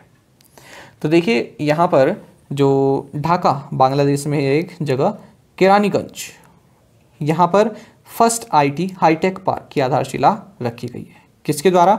बांग्लादेश में जो भारत के हाई कमिश्नर हैं विक्रम दोराईस्वामी, इनके द्वारा। तो इसी तरह के 12 पार्क्स जो हैं और बनाए जाएंगे और इनके लिए लाइन ऑफ क्रेडिट दी गई है गवर्नमेंट ऑफ इंडिया के द्वारा। तो ये जो है बांग्लादेश में IT इंडस्ट्री को प्रमोट करने का कार्य करेंगे, 12 IT हाईटेक पार्क्स। बाकी आपको जानना चाहिए, बांग्लादेश जो है ये इंडिया का लार्जेस्ट डेवलपमेंट पार्टनर है। भारत अब तक बांग्लादेश को 7.86 बिलियन US$ की लाइन ऑफ क्रेडिट दे चुका है। तो डॉलर्स में दी हुई है बांग्लादेश को, जो भारत ने लोन लेने की वो दी हुई है कि आप ले सकते हैं line of credit. Who has been appointed as the next chief of the Indian army? भारतीय सेना के अगले प्रमुख के रूप में किसे नियुक्त किया गया है? ऑप्शंस आपके सामने हैं और सही आंसर ऑप्शन ए रहेगा मनोज पांडे। तो लेफ्टिनेंट जनरल मनोज पांडे ये 29th इंडियन आर्मी चीफ होंगे और आपको बता दें ये फर्स्ट इंजीनियर हैं जो कि इस पोस्ट तक पहुंचे हैं। ये जनरल मनोज मुकुंद नरवणे इनको सक्सीड करेंगे, जिनका कार्यकाल 30 अप्रैल 2022 को समाप्त हो रहा है। आपको जानना चाहिए कि जो मनोज पांडे हैं, लेफ्टिनेंट जनरल मनोज पांडे हैं, ये यूनाइटेड मिशंस के जो इथियोपिया और एरिट्रिया में जो मिशंस रहे हैं यूनाइटेड नेशंस के, इसमें चीफ इंजीनियर के रूप में भी इन्होंने सर्व किया है। और जो इंडिया की ओनली ट्राई सर्विस कमांड है, अंडमान एंड निकोबार कमांड, इसके भी कमांडर इन चीफ ये रह चुके हैं। आपको जानना चाहिए ये नेशनल डिफेंस एकेडमी के एलुमनस हैं और दिसंबर 1982 में इनको corps of engineers the Bombay shapers में कमीशन किया गया था। In which state did Prime Minister Narendra Modi virtually unveil a 108-foot long statue of Lord Hanuman? प्रधानमंत्री नरेंद्र मोदी ने किस राज्य में भगवान हनुमान की 108 फुट लंबी प्रतिमा का अनावरण किया है? ऑप्शंस आपके सामने हैं। सही आंसर ऑप्शन बी रहेगा, गुजरात। तो देखिए, हनुमान जयंती जो कि 16 अप्रैल की थी, इस मौके पर प्रधानमंत्री नरेंद्र मोदी ने गुजरात के मोरबी में 108 फीट का स्टैचू जो लॉर्ड हनुमान है इसको अनवील किया है, इसका अनावरण किया है। आपको जानना चाहिए कि हनुमान जी चार धाम प्रोजेक्ट के तहत भारत के चारों दिशाओं में, चारों डायरेक्शन में भगवान हनुमान के स्टैचू बन रहे हैं। और ये जो स्टैचू बना है ये वेस्ट साइड में बना है, आश्रम ऑफ बापू केशवानंद जी जो कि मोरबी में है यहाँ पर। इससे पहले जो फर्स्ट स्टैचू है इस प्रोजेक्ट के तहत ये नॉर्थ में है, हिमाचल प्रदेश के शिमला में 2010 में इसको सेटअप किया गया था। और ये वाला जो है आपका सेकंड स्टैचू है जो वेस्ट में सेट किया गया है। और थर्ड स्टैचू ये साउथ में सेटअप किया जा रहा है, रामेश्वरम के पास। The government has enhanced authorized share capital of 3 public sector general insurance companies, NICL, OICL and UIIC. This will facilitate capital infusion of how much crore in these companies? सरकार ने 3 सार्वजनिक क्षेत्र की सामान्य बीमा कंपनियों NICL, OICL और UIIC की अधिकृत शेयर पूंजी में वृद्धि की है। इससे इन कंपनियों में कितने करोड़ रुपए का पूंजी प्रवाह होगा? ऑप्शंस आपके सामने हैं। सही आंसर ऑप्शन डी रहेगा, 5000 करोड़ रुपीस। महत्वपूर्ण क्वेश्चन है, ध्यान से देखिएगा। तो देखिए, जो नेशनल इंश्योरेंस कंपनी लिमिटेड है, ओरिएंटल इंश्योरेंस कंपनी लिमिटेड है, यूनाइटेड इंडिया इंश्योरेंस कंपनी है, तीनों ही public sector general insurance companies हैं। तो इनकी जो ऑथराइज्ड शेयर कैपिटल है उसको गवर्नमेंट ऑफ इंडिया ने बढ़ा दिया है। साथ ही गवर्नमेंट ऑफ इंडिया ने 5000 करोड़ रुपीज़ भी इन तीनों कंपनीज में डाले हैं। तो देखिए, जो नेशनल इंश्योरेंस है इसकी ऑथराइज्ड कैपिटल 7500 करोड़ रुपए थी और अब इसकी हो गई है 15000 crore rupees. Oriental insurance company की बात करें तो ये पहले 5000 करोड़ रुपए की इसकी ऑथराइज्ड कैपिटल थी, अब ये 7500 करोड़ रुपए की हो गई है। Same case United India insurance के साथ है जिसकी ऑथराइज्ड कैपिटल को 5000 करोड़ से बढ़ाकर 7500 करोड़ रुपए कर दिया गया है। Who won gold medal at men's 200 meter butterfly event at the Danish Open swimming competition? Danish open तैराकी प्रतियोगिता में पुरुषों की 200 मीटर बटरफ्लाई स्पर्धा में स्वर्ण पदक किसने जीता है? ऑप्शंस आपके सामने हैं। सही आंसर ऑप्शन ए रहेगा, साजन प्रकाश। तो साजन प्रकाश स्विमर है और कोपेनहेगन डेनमार्क में जो डैनिश ओपन स्विमिंग कंपटीशन हुआ है इसके मेंस 200 मीटर बटरफ्लाई इवेंट में इन्होंने गोल्ड मेडल जीता है। नाम याद रखिएगा, साजन प्रकाश। साथ ही आपको जानना चाहिए सेम कंपटीशन में मेंस की 1500 मीटर की जो फ्री स्टाइल इवेंट होता है इसमें वेदांत माधवन इन्होंने सिल्वर मेडल जीता है। World heritage day is celebrated on which day? विश्व विरासत दिवस किस दिन मनाया जाता है? सही आंसर ऑप्शन सी रहेगा, अप्रैल 18। तो देखिए, वर्ल्ड हेरिटेज डे हर साल 18 अप्रैल को मनाया जाता है। सबसे पहले ये साल 1983 में जो United Nations educational scientific and cultural organization यानी कि यूनेस्को द्वारा सेलिब्रेट किया गया था। इस बार 2022 में इसका थीम है हेरिटेज एंड क्लाइमेट। आपको जानना चाहिए कि फिलहाल भारत में जो भारत की ओर से जो वर्ल्ड हेरिटेज साइट्स हैं ये 40 वर्ल्ड हेरिटेज साइट्स हैं और इन 40 में से 32 कल्चरल साइट्स हैं, 7 नेचुरल साइट हैं और एक जो कि कंचनजंगा नेशनल पार्क है ये मिक्स्ड टाइप साइट है। आपको बता दें, यदि हम सबसे ज़्यादा वर्ल्ड हेरिटेज साइट्स की बात करें तो वो वर्ल्ड में इटली में है और भारत जो है इस रैंक में 6th पोजीशन पर आता है। सबसे पहले 1983 में Ajanta caves, Ellora caves, Agra fort और ताजमहल को वर्ल्ड हेरिटेज साइट का दर्जा दिया गया था। आपको जानना चाहिए लेटेस्ट वर्ल्ड हेरिटेज साइट 2021 में डोलावीरा रही। और हाल ही में हमने देखा कि जो मेघालय के लिविंग रूट ब्रिज हैं इनको यूनेस्को की टेंटेटिव लिस्ट में डाला गया है वर्ल्ड हेरिटेज साइट की। ये टेंटेटिव है, यानी कि ये अभी वर्ल्ड हेरिटेज साइट नहीं बनी है, इसको टेंटेटिव लिस्ट में डाला गया है। चलिए आगे बढ़ेंगे। Which Indian cities will host the 2023 FIH men's hockey world cup? 2023 FIH पुरुष हॉकी विश्व कप की मेजबानी कौन से भारतीय शहर करेंगे? ऑप्शंस आपके सामने हैं। सही आंसर ऑप्शन डी रहेगा, भुवनेश्वर एंड राउरकेला। तो देखिए, उड़ीसा के चीफ मिनिस्टर नवीन पटनायक ने 2023 का जो FIH men's hockey world cup है इसका लोगो का अनावरण किया है। कहाँ पर? कलिंगा स्टेडियम भुवनेश्वर में। आपको जानना चाहिए जो ये 2023 का मेंस हॉकी वर्ल्ड कप होने वाला है ये भुवनेश्वर और राउरकेला ये दोनों ही शहर इसको होस्ट करने वाले हैं। और ये क्वाड्रेनियल टूर्नामेंट है, यानी कि 4 साल में एक बार ये टूर्नामेंट कराया जाता है मेंस हॉकी वर्ल्ड कप। इस तरह से भी क्वेश्चन पूछ लिए जाते हैं। तो 2023 में 13 से 29 जनवरी के बीच ये वर्ल्ड कप खेला जाएगा और ये 15th एडिशन रहेगा।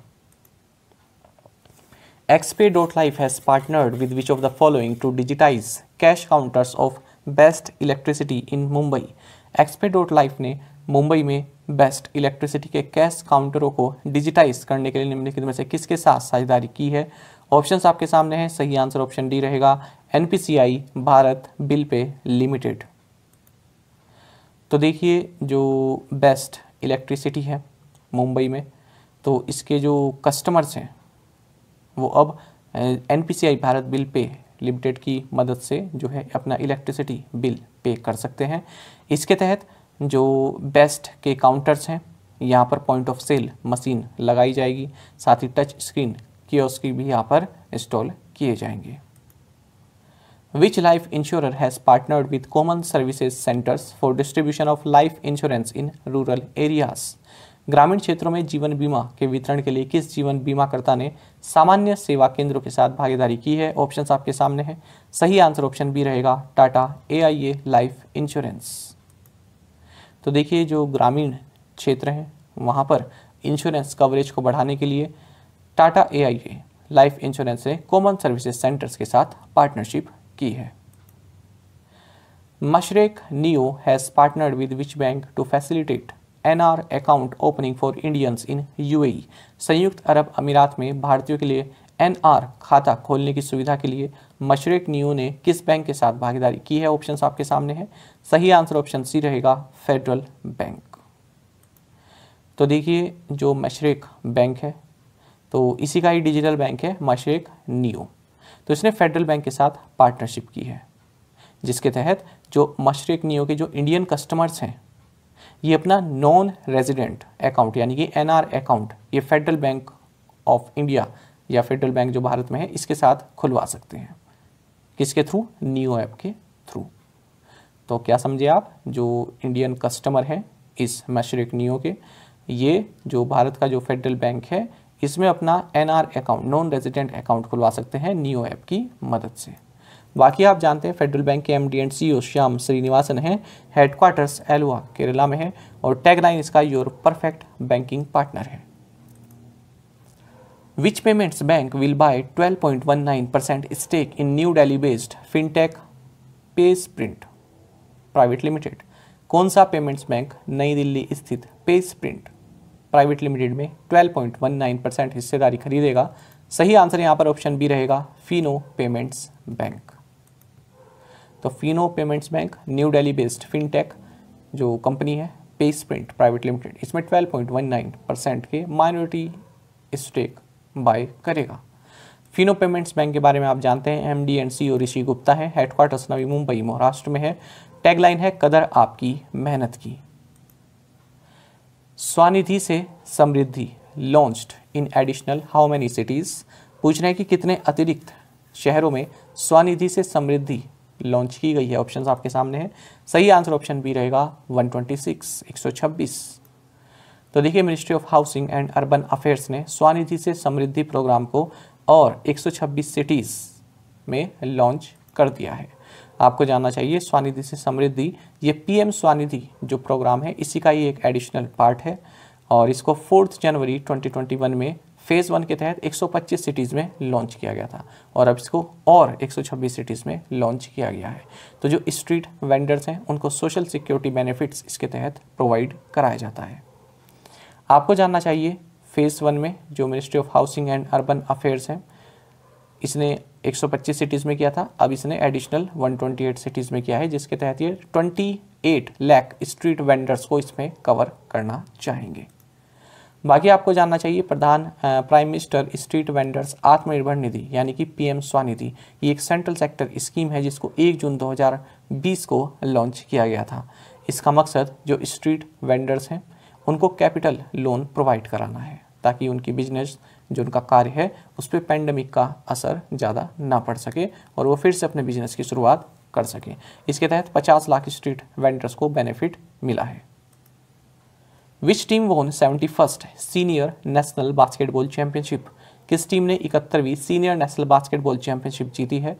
ऑप्शंस आपके सामने हैं, सही आंसर ऑप्शन सी रहेगा तमिलनाडु। तो देखिए तमिलनाडु ने यहाँ पर जो डिफेंडिंग चैंपियन है पंजाब, इनको फाइनल में हरा दिया है। किसके फाइनल में? 71st senior national basketball championship, इसका जो मेंस टाइटल है उसके फाइनल में तमिलनाडु ने पंजाब को हराया है। कहाँ पर खेला गया? नेहरू स्टेडियम, चेन्नई, तमिलनाडु में। बाकी अगर हम विमेंस टाइटल की बात करें तो यहाँ पर इंडियन रेलवेज ने तेलंगाना को हरा दिया था। Which country has successfully tested the new iron beam laser interception system, किस देश ने नए iron beam laser interception system का सफलतापूर्वक परीक्षण किया है? ऑप्शंस आपके सामने है, सही आंसर ऑप्शन बी रहेगा इजराइल। तो इजराइल ने यहाँ पर iron beam laser interception system को लॉन्च किया है। आपको बता दें ये वर्ल्ड का first energy based weapon system है जो कि जो अनमैन्ड एरियल व्हीकल होते हैं, UAVs जो होते हैं उनको शूट डाउन कर देता है, मार गिराता है। रॉकेट्स होते हैं और मोर्टार्स होते हैं, उनको केवल लेज़र की सहायता से जो है शूट डाउन कर देता है। और इसकी कॉस्ट कितनी आती है? केवल $3.50 पर शॉट। और इसको डेवलप किया है राफेल एडवांस्ड डिफेंस सिस्टम्स के द्वारा। As per the World Bank report, extreme poverty in India declined by how much percentage points during 2011 to 2019? विश्व बैंक की रिपोर्ट के अनुसार 2011 से 2019 के दौरान भारत में अत्यधिक गरीबी में कितने प्रतिशत अंक की गिरावट आई है? सही आंसर ऑप्शन बी रहेगा 12.3%। तो देखिए वर्ल्ड बैंक का एक वर्किंग पेपर है जिसका नाम है poverty in India has declined over the last decade but not as much as previously thought. तो इस वर्किंग पेपर में इसने कहा है कि भारत में 2011 के मुकाबले 2019 में जो पॉवर्टी है, जो गरीबी है, उसमें 12.3 परसेंटेज पॉइंट्स जो है कम रहा है। जो पॉवर्टी है वो 12.3 परसेंटेज पॉइंट्स कम रही है 2011 के मुकाबले 2019 में। साथ ही इन्होंने ये भी कहा है जो पॉवर्टी हेड काउंट रेट है ये भी 2011 के मुकाबले गिरा है। 2011 में 22.5% था और 2019 में 10.2% रहा है। साथ ही इन्होंने कहा है जो पॉवर्टी रिडक्शन है ये रूरल एरियाज़ में काफ़ी रहा, यानी कि जो ग्रामीण इलाके हैं यहाँ पर गरीबी में काफ़ी जो है डिक्लाइन देखने के लिए मिला है। 14.7% रूरल पॉवर्टी में जो है जो गिरावट है वो देखी गई है, जबकि अर्बन पॉवर्टी में केवल 7.9% की ही गिरावट दी गई है 2011 से 2019 के बीच में। जो रियल इनकम है फार्मर्स की, जिनके पास स्मॉलेस्ट लैंड होल्डिंग्स हैं, ये भी 10% से बढ़ी है। Puducherry lieutenant governor dash inaugurated the Puducherry's first ever beach festival IC Pondy 2022।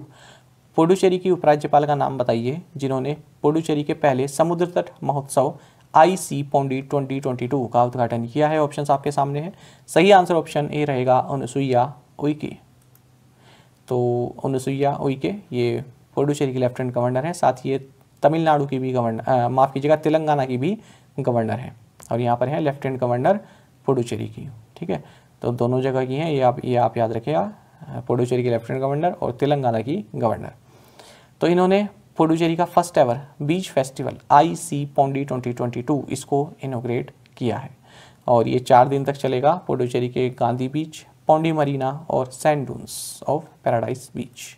बाकी आपको जानना चाहिए पुडुचेरी के चीफ मिनिस्टर N. रंगास्वामी हैं, कैपिटल पुडुचेरी ही है। The first flying training organisation FTO for the north eastern region was inaugurated in which state. पूछ रहे हैं कि उत्तर पूर्वी क्षेत्र के लिए पहले उड़ान प्रशिक्षण संगठन का उद्घाटन किस राज्य में हुआ है। ऑप्शंस आपके सामने हैं और सही आंसर ऑप्शन ए रहेगा, आसाम।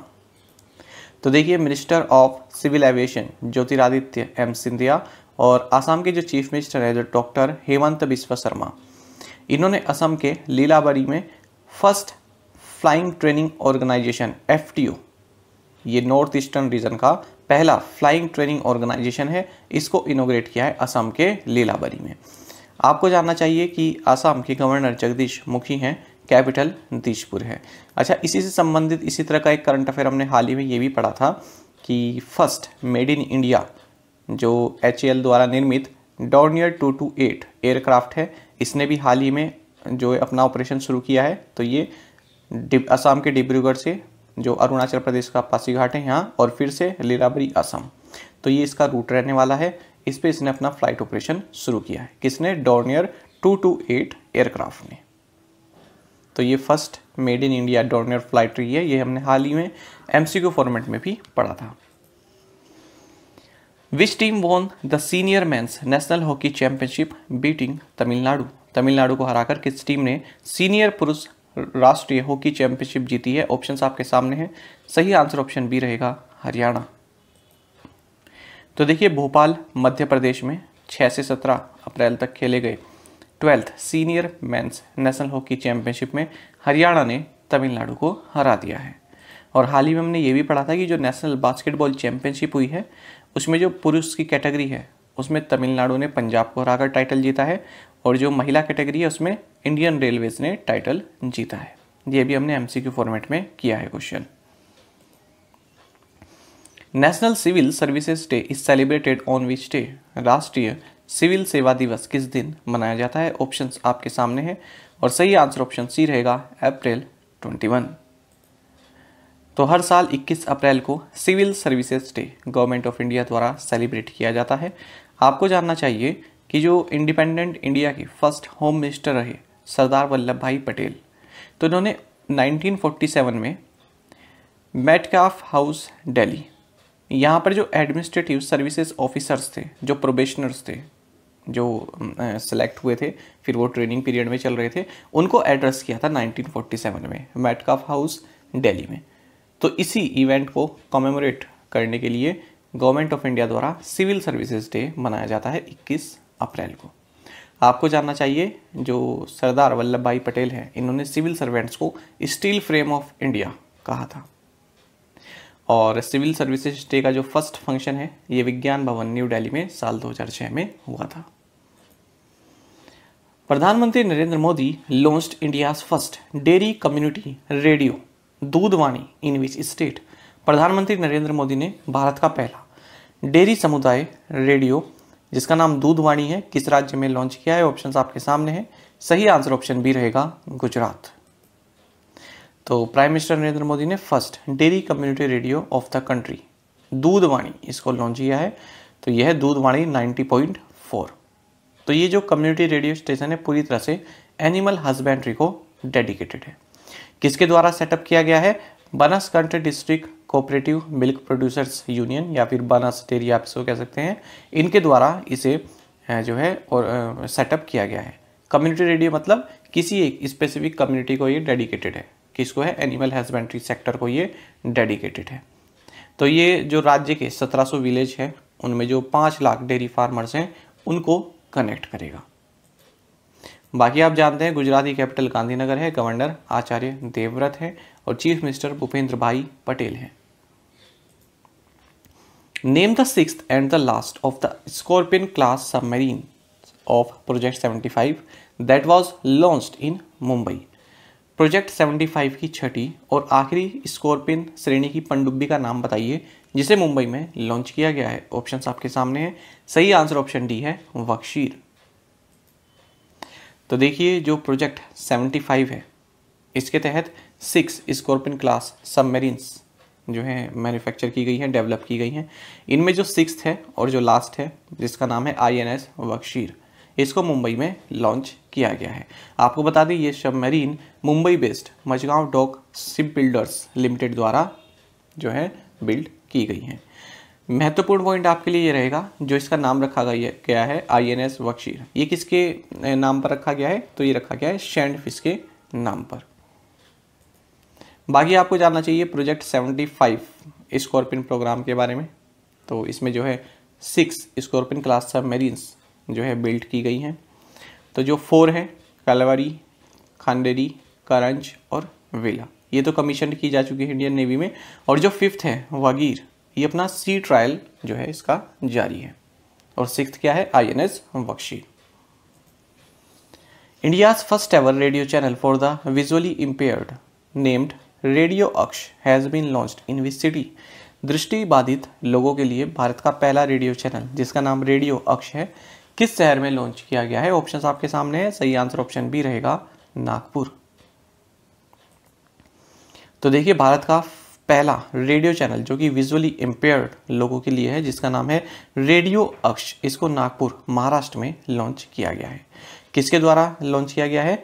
यह है ब्लाइंड रिलीफ एसोसिएशन नागपुर और समदृष्टि क्षमता विकास एवं अनुसंधान मंडल यानी कि सक्षम, इनके द्वारा इसे लॉन्च किया गया है। तो जो भी विजुअली इम्पेयर्ड पीपल हैं वो यहाँ से जो है काफ़ी एजुकेशनल चीज़ें जान सकते हैं, ऑडियो बुक्स यहाँ से सुन सकते हैं। Which scheme has been selected for prime minister's award for excellence in public administration 2020 under the category innovation general central?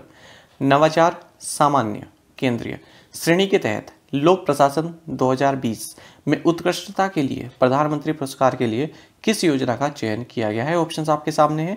सही आंसर ऑप्शन ए रहेगा उड़ान। तो मिनिस्ट्री ऑफ सिविल एविएशन की जो फ्लैगशिप रीजनल कनेक्टिविटी स्कीम है उड़ान, उड़ान का मतलब उड़े देश का आम नागरिक, इसको prime minister's award for excellence in public administration 2020 इसके लिए चुना गया है। और किस कैटेगरी में? इनोवेशन जनरल सेंट्रल, इस कैटेगरी में इसको सिलेक्ट किया गया है। आपको जानना चाहिए इस अवार्ड में 10 लाख रुपीस का जो है कैश प्राइज दिया जाता है, इंसेंटिव आप कह सकते हैं, इंसेंटिव दिया जाता है। जो उड़ान है उड़े देश का आम नागरिक, ये साल 2016 में शुरू किया गया था। मकसद इसका यही है कि जो रीजनल कनेक्टिविटी है, जो रीजनल एयरपोर्ट्स होते हैं उनको एक दूसरे से कनेक्ट किया जा सके ताकि जो आम नागरिक है वो भी हवाई यात्रा कर सके।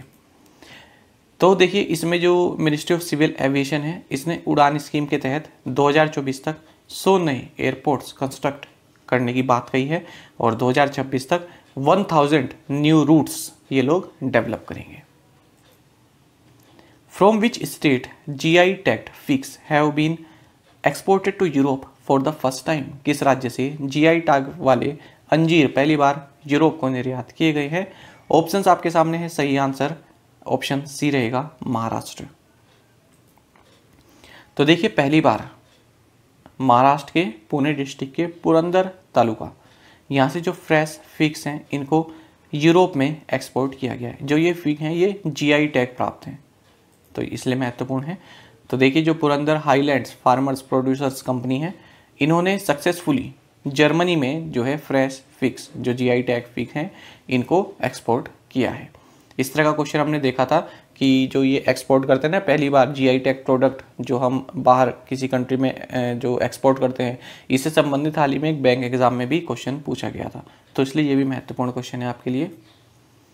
विच young chess grand master from India clinched the title in the 48th La Roda international open chess tournament in Spain?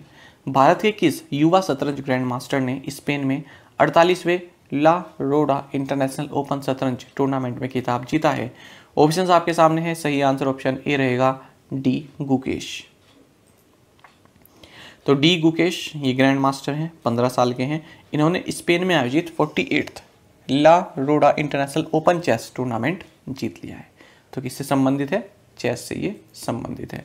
अच्छा, हाल ही में ये भी जानिएगा, एक टेबल टेनिस से संबंधित न्यूज़ आई थी, ओबिचुरी कैटेगरी में है, लेकिन मैंने इन दोनों न्यूज़ को एक साथ क्लब कर दिया है ताकि आपको कन्फ्यूज़न ना हो सके, क्योंकि नाम भी एक जैसे है, डी गुकेश, डी विश्वा, और ये चेस से संबंधित है, ये टेबल टेनिस से संबंधित है।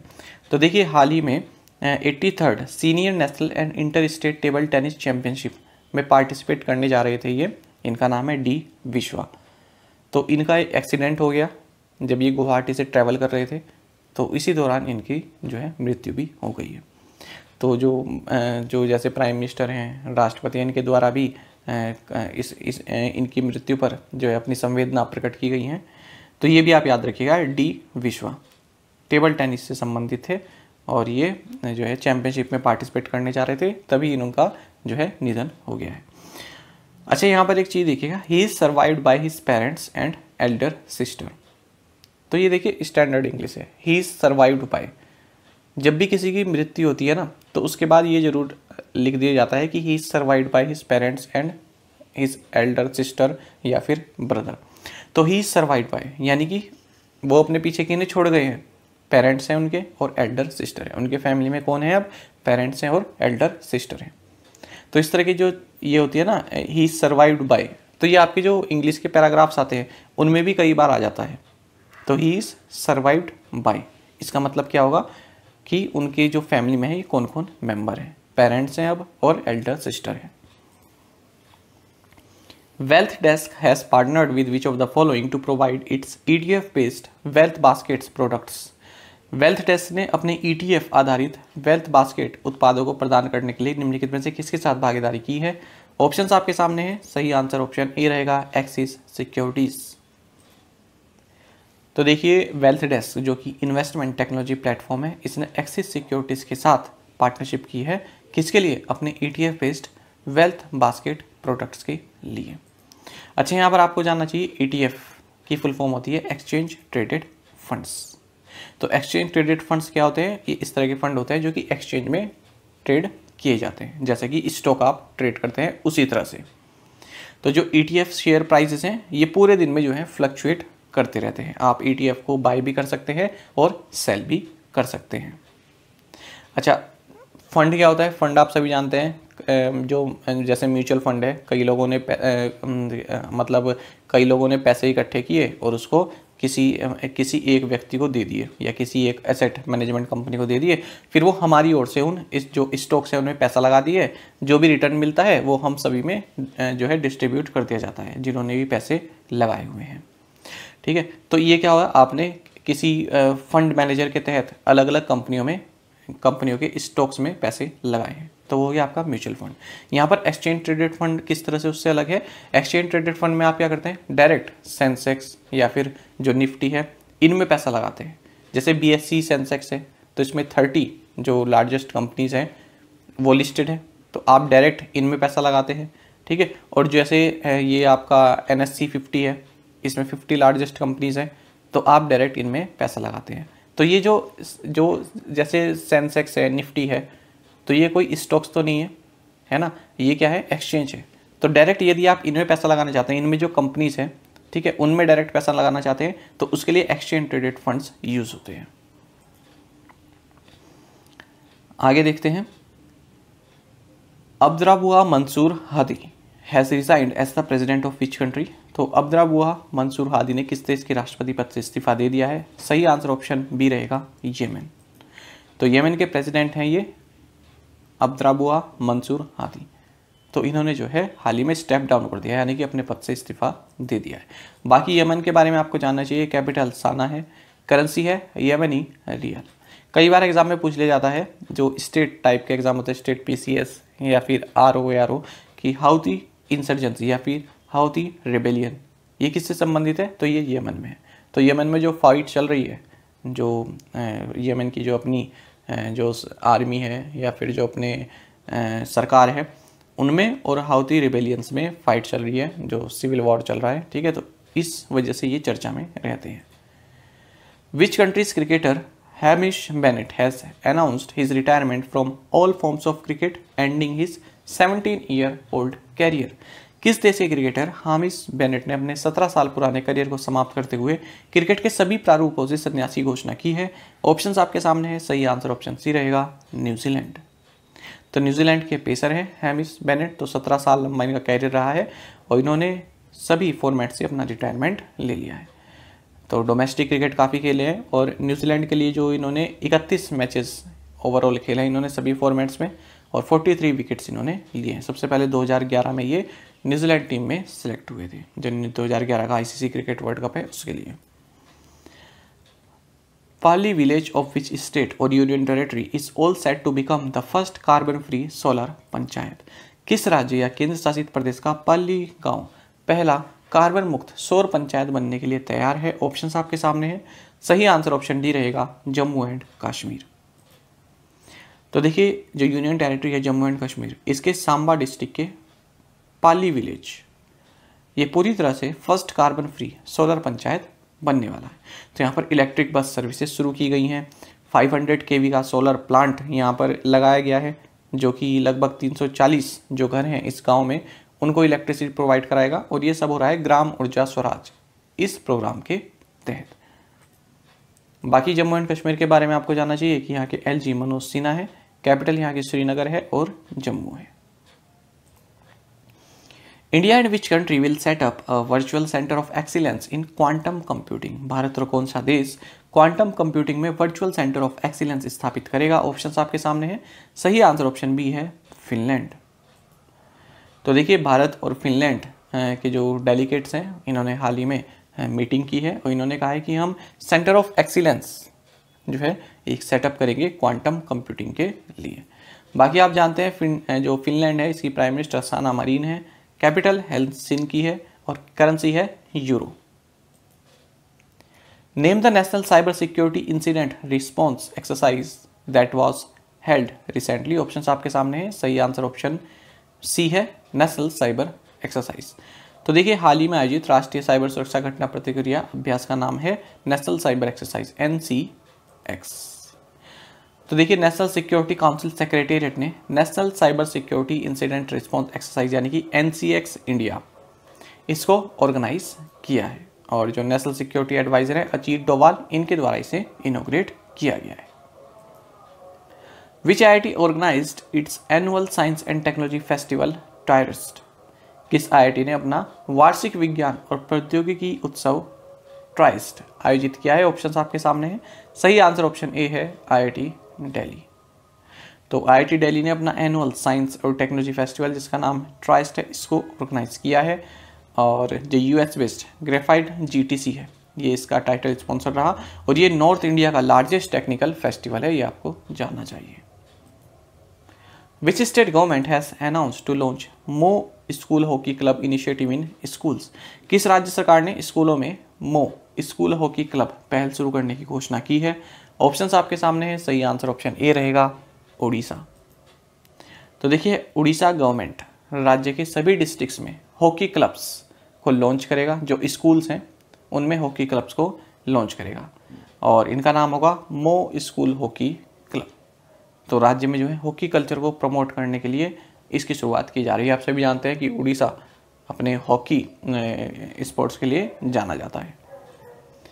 बाकी हमने हाल ही में देखा था कि उड़ीसा के जो चीफ मिनिस्टर हैं नवीन पटनायक, इन्होंने 2023 का जो मेंस हॉकी वर्ल्ड कप होने वाला है उड़ीसा में, इसका लोगो का जो है अनावरण किया है। Prime Minister Narendra Modi inaugurated the 3-day Global Ayush Investment and Innovation Summit in which state? पूछ रहे हैं कि प्रधानमंत्री नरेंद्र मोदी ने किस राज्य में 3 दिवसीय वैश्विक आयुष निवेश और नवाचार शिखर सम्मेलन का उद्घाटन किया है? ऑप्शंस आपके सामने हैं। सही आंसर ऑप्शन ए रहेगा, गुजरात। तो प्राइम मिनिस्टर नरेंद्र मोदी ने गुजरात के गांधीनगर में global Ayush investment and innovation summit इसको इनोग्रेट किया है। आपको जानना चाहिए इसी के साथ गुजरात के जामनगर में WHO global centre for traditional medicine GCTM इसको भी इनोग्रेट किया गया है प्राइम मिनिस्टर नरेंद्र मोदी के द्वारा। आपको जानना चाहिए जो ये WHO global centre for traditional medicine है इसमें भारत की ओर से $250 बिलियन की फंडिंग की गई है इसके एस्टेब्लिशमेंट के लिए, इंफ्रास्ट्रक्चर के लिए और ऑपरेशंस के लिए। बात आती है, देखिए क्वेश्चन आपके लिए महत्वपूर्ण है, WHO से संबंधित है। भारत में इतना बड़ा एक सेंटर स्टैब्लिश होने जा रहा है ट्रेडिशनल मेडिसिन का। तो ट्रेडिशनल मेडिसिन का क्या मतलब होता है?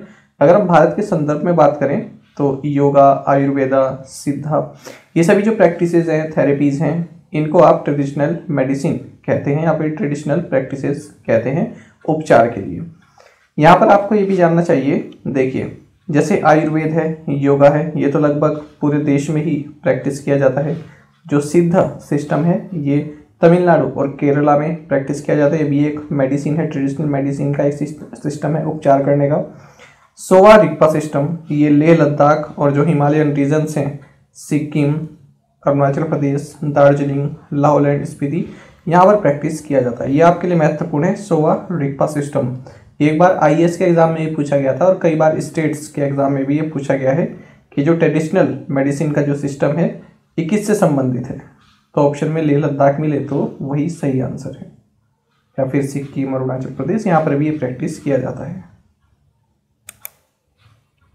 Union minister Anurag Thakur inaugurated the 40th edition of the Hunar Haat in which city. केंद्रीय मंत्री अनुराग ठाकुर ने किस शहर में हुनर हाट के 40वें संस्करण का उद्घाटन किया। सही आंसर ऑप्शन बी है, मुंबई। तो union minister for information and broadcasting and youth affairs and sports Anurag Thakur, इन्होंने मुंबई में हुनर हाट के 40th एडिशन 40वें एडिशन को इनॉग्रेट किया है। ये आप इसमें याद रखिएगा कि 40वां एडिशन रहा ये हुनर हाट का। Hunar Haat ministry of minority affairs का एक इनिशिएटिव है, ये आपको जानना चाहिए। पूछ लेते हैं कि हुनर हाट किस मिनिस्ट्री का इनिशिएटिव है। सही answer ministry of minority affairs रहेगा।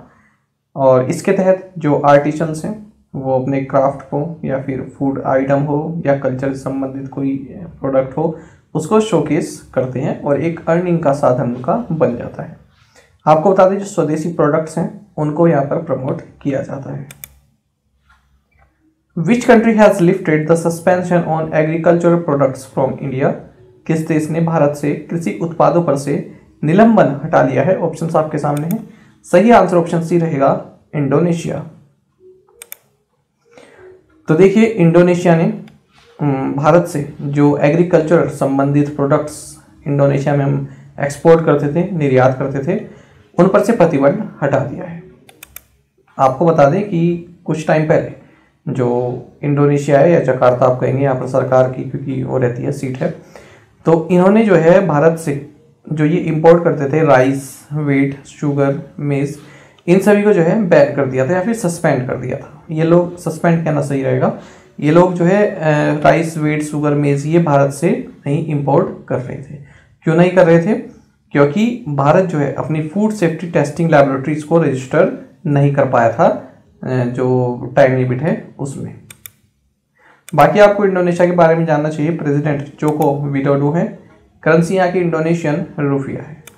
आपको ये भी जानना चाहिए कि इसी साल के शुरुआत में 18 जनवरी 2022 को इंडोनेशिया ने एक बिल पास किया था जिसके तहत इन्होंने जकार्ता से अपनी कैपिटल को ईस्ट कालीमंटन जो कि बोर्नियो आइलैंड के पास है यहाँ पर शिफ्ट करने को मंजूरी दी थी। तो ये बिल पास हो चुका है जिसके तहत जकार्ता भी इतनी कैपिटल है तो यहाँ से शिफ्ट करके ये कालीमंटन एक है, ठीक है, जगह बोर्नियो आइलैंड में, यहाँ पर शिफ्ट कर दिया जाएगा और इस कैपिटल का नाम होगा नुसंतारा। ये आपको जानना चाहिए। नुसंतारा का मतलब है archipelago. Which edition of India-France joint staff talks was held in Paris, France? Bharat France संयुक्त कर्मचारी वार्ता का कौन सा संस्करण पेरिस फ्रांस में आयोजित किया गया है? सही आंसर ऑप्शन सी है 20। तो देखिए 20वां edition India France joint staff talks ये पेरिस फ्रांस में हाल ही में संपन्न हुआ है।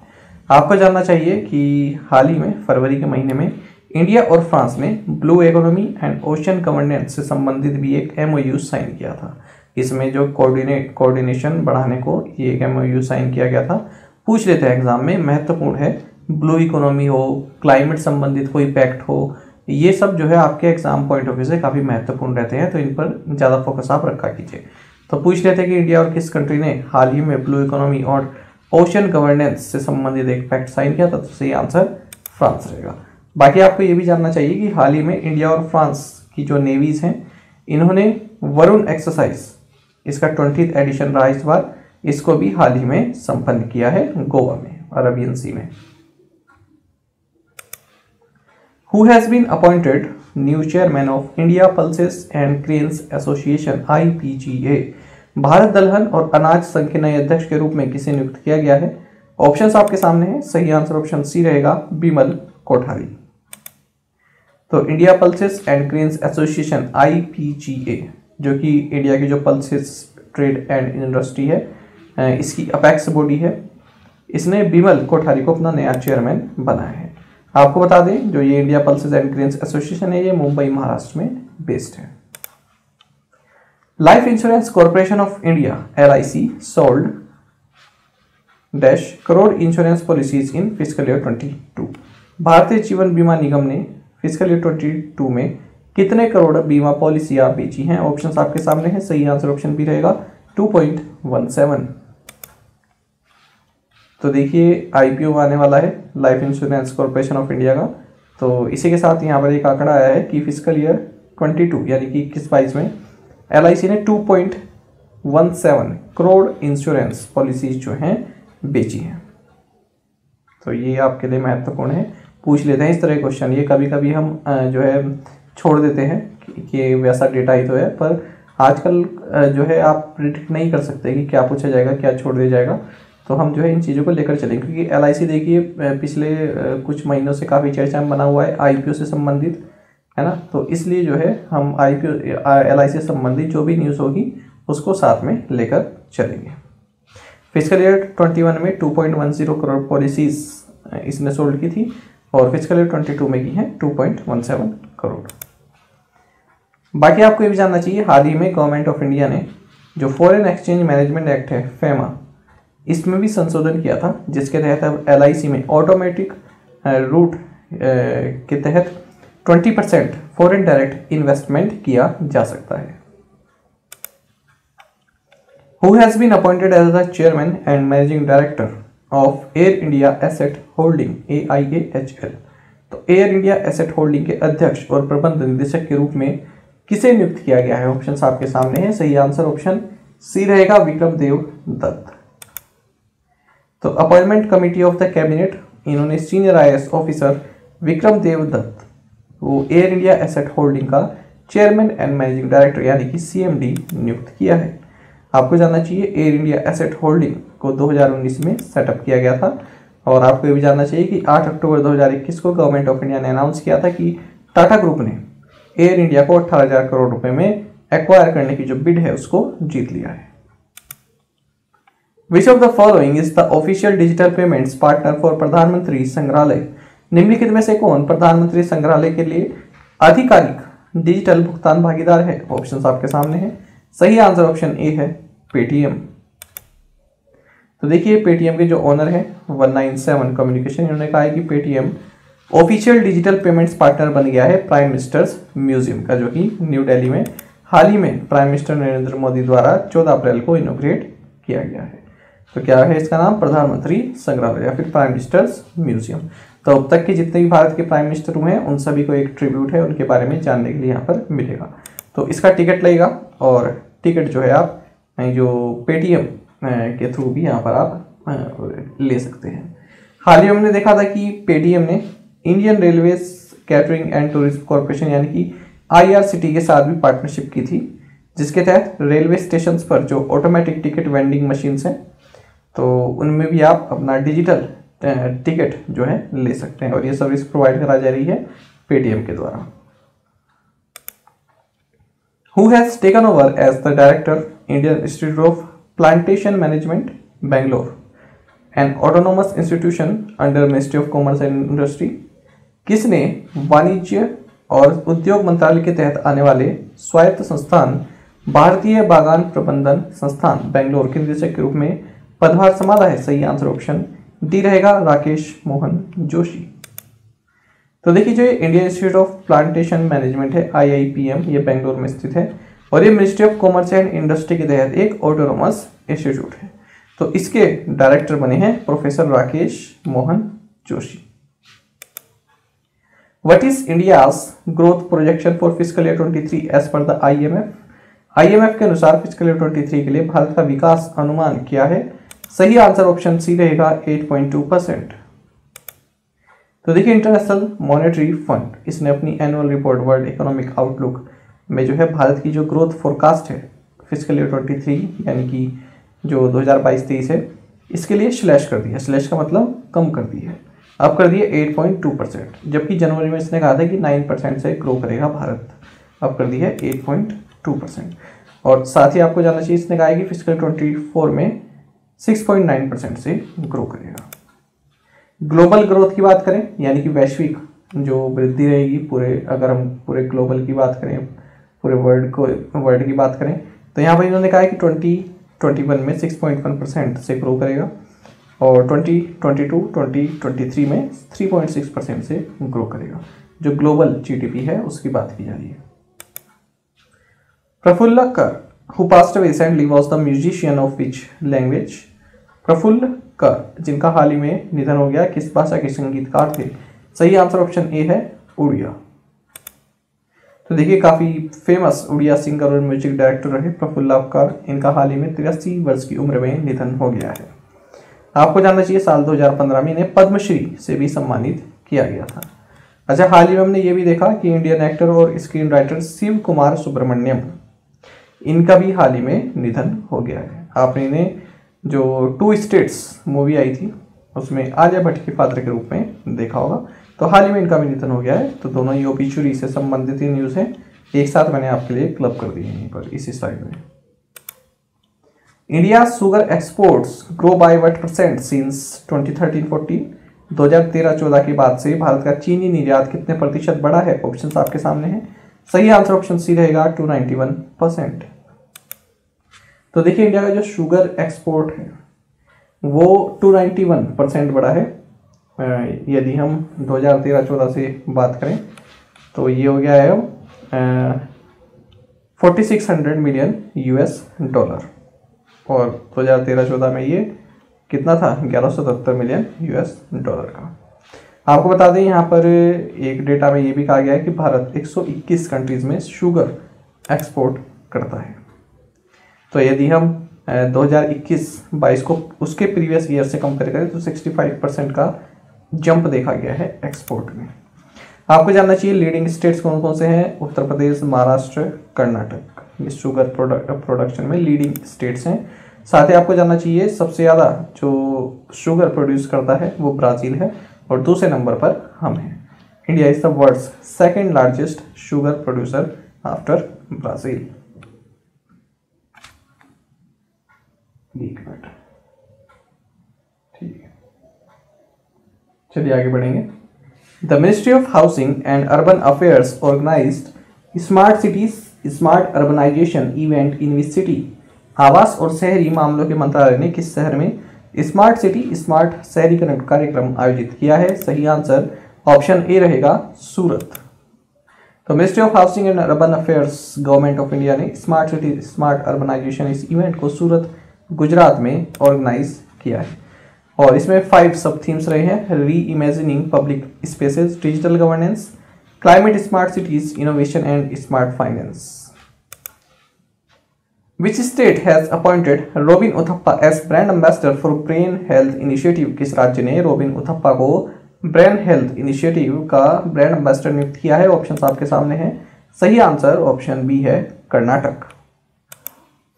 तो देखिए चेन्नई सुपर किंग्स के लिए खेल रहे हैं रोबिन उथप्पा और फॉर्मर इंडियन बैट्समैन रहे हैं, तो इन्हें ब्रेन हेल्थ इनिशिएटिव इसका ब्रांड एम्बेसडर बनाया गया है। ये जो ब्रेन हेल्थ इनिशिएटिव है इसका मकसद है to improve the treatment of neurological disorders. आपको जानना चाहिए कर्नाटक स्टेट गवर्नमेंट ने NIM, HANS और नीति आयोग के साथ मिलकर कर्नाटका ब्रेन हेल्थ इनिशिएटिव का भी इसको शुरू किया है। In April 2022, India has been elected on how many United Nations Economic and Social Council bodies? अप्रैल 2022 में भारत को कितने संयुक्त राष्ट्र आर्थिक और सामाजिक परिषद निकायों में चुना गया है? ऑप्शंस आपके सामने हैं। सही आंसर ऑप्शन सी है 4। तो देखिए भारत को United Nations economic and social council की जो बॉडीज हैं, ठीक है, 4 बॉडीज में यहाँ पर इलेक्ट किया गया है। कौन कौन सी हैं ये? Commission for social development, committee on NGOs, commission on science and technology for development and committee for economic social and cultural rights. और इनमें से जो committee for economic social and cultural rights है ये वाली, इसमें भारत को री इलेक्ट किया गया है और यहाँ पर प्रीति सरन ये भारत को रिप्रेजेंट करती है। बाकी आपको जानना चाहिए, हाल ही में 12 अप्रैल को भारत ने united nation investigative team to promote accountability for crimes by Daesh, यहां पर 2 लाख US डॉलर का कंट्रीब्यूशन दिया है। चलिए आज के असाइनमेंट क्वेश्चंस देख लेते हैं। Shyama Prasad Mukherjee port is located in which metro launched e-ticket on WhatsApp? Which bank has become the world's first bank to set up shop in Metaverse? The Ministry of Minority Affairs was carved out of Ministry of Social Justice and Empowerment and created in which year? देखिए जो Ministry of Social Justice and Empowerment है, इसी से ही अलग करके Ministry of Minority Affairs बनाया गया था। आपको बताना है किस साल में बनाया गया था। और लास्ट क्वेश्चन है, The government has amended rules of the Foreign Exchange Management Act FEMA, paving the way for up to how much % foreign direct investment in LIC? अभी हमने पढ़ा है, तो इसका आंसर तो आप जरूर दीजिएगा। कोशिश कीजिएगा 5 क्वेश्चंस के आंसर आप कमेंट बॉक्स में जरूर से बताएं। साथ ही करंट अफेयर्स फंडा को आप टेलीग्राम पर भी ज्वाइन कर सकते हैं। यहाँ पर रेगुलर वीडियो अपडेट्स और करंट क्विज़ेस हम आप सभी के लिए डालते रहते हैं। साथ ही डिस्कशन ग्रुप में आप किसी भी क्वेश्चन का सोल्यूशन पा सकते हैं। दोस्तों यहाँ पर हमारे करंट अफेयर्स की प्लेलिस्ट दी गई है, इसको आप जरूर देखें। अपने दोस्तों के साथ, फेलो एस्पिरेंट के साथ हमारे करंट अफेयर्स को शेयर जरूर करें। आज का सेशन आपको कैसा लगा कमेंट बॉक्स में जरूर बताइएगा। Thank you guys.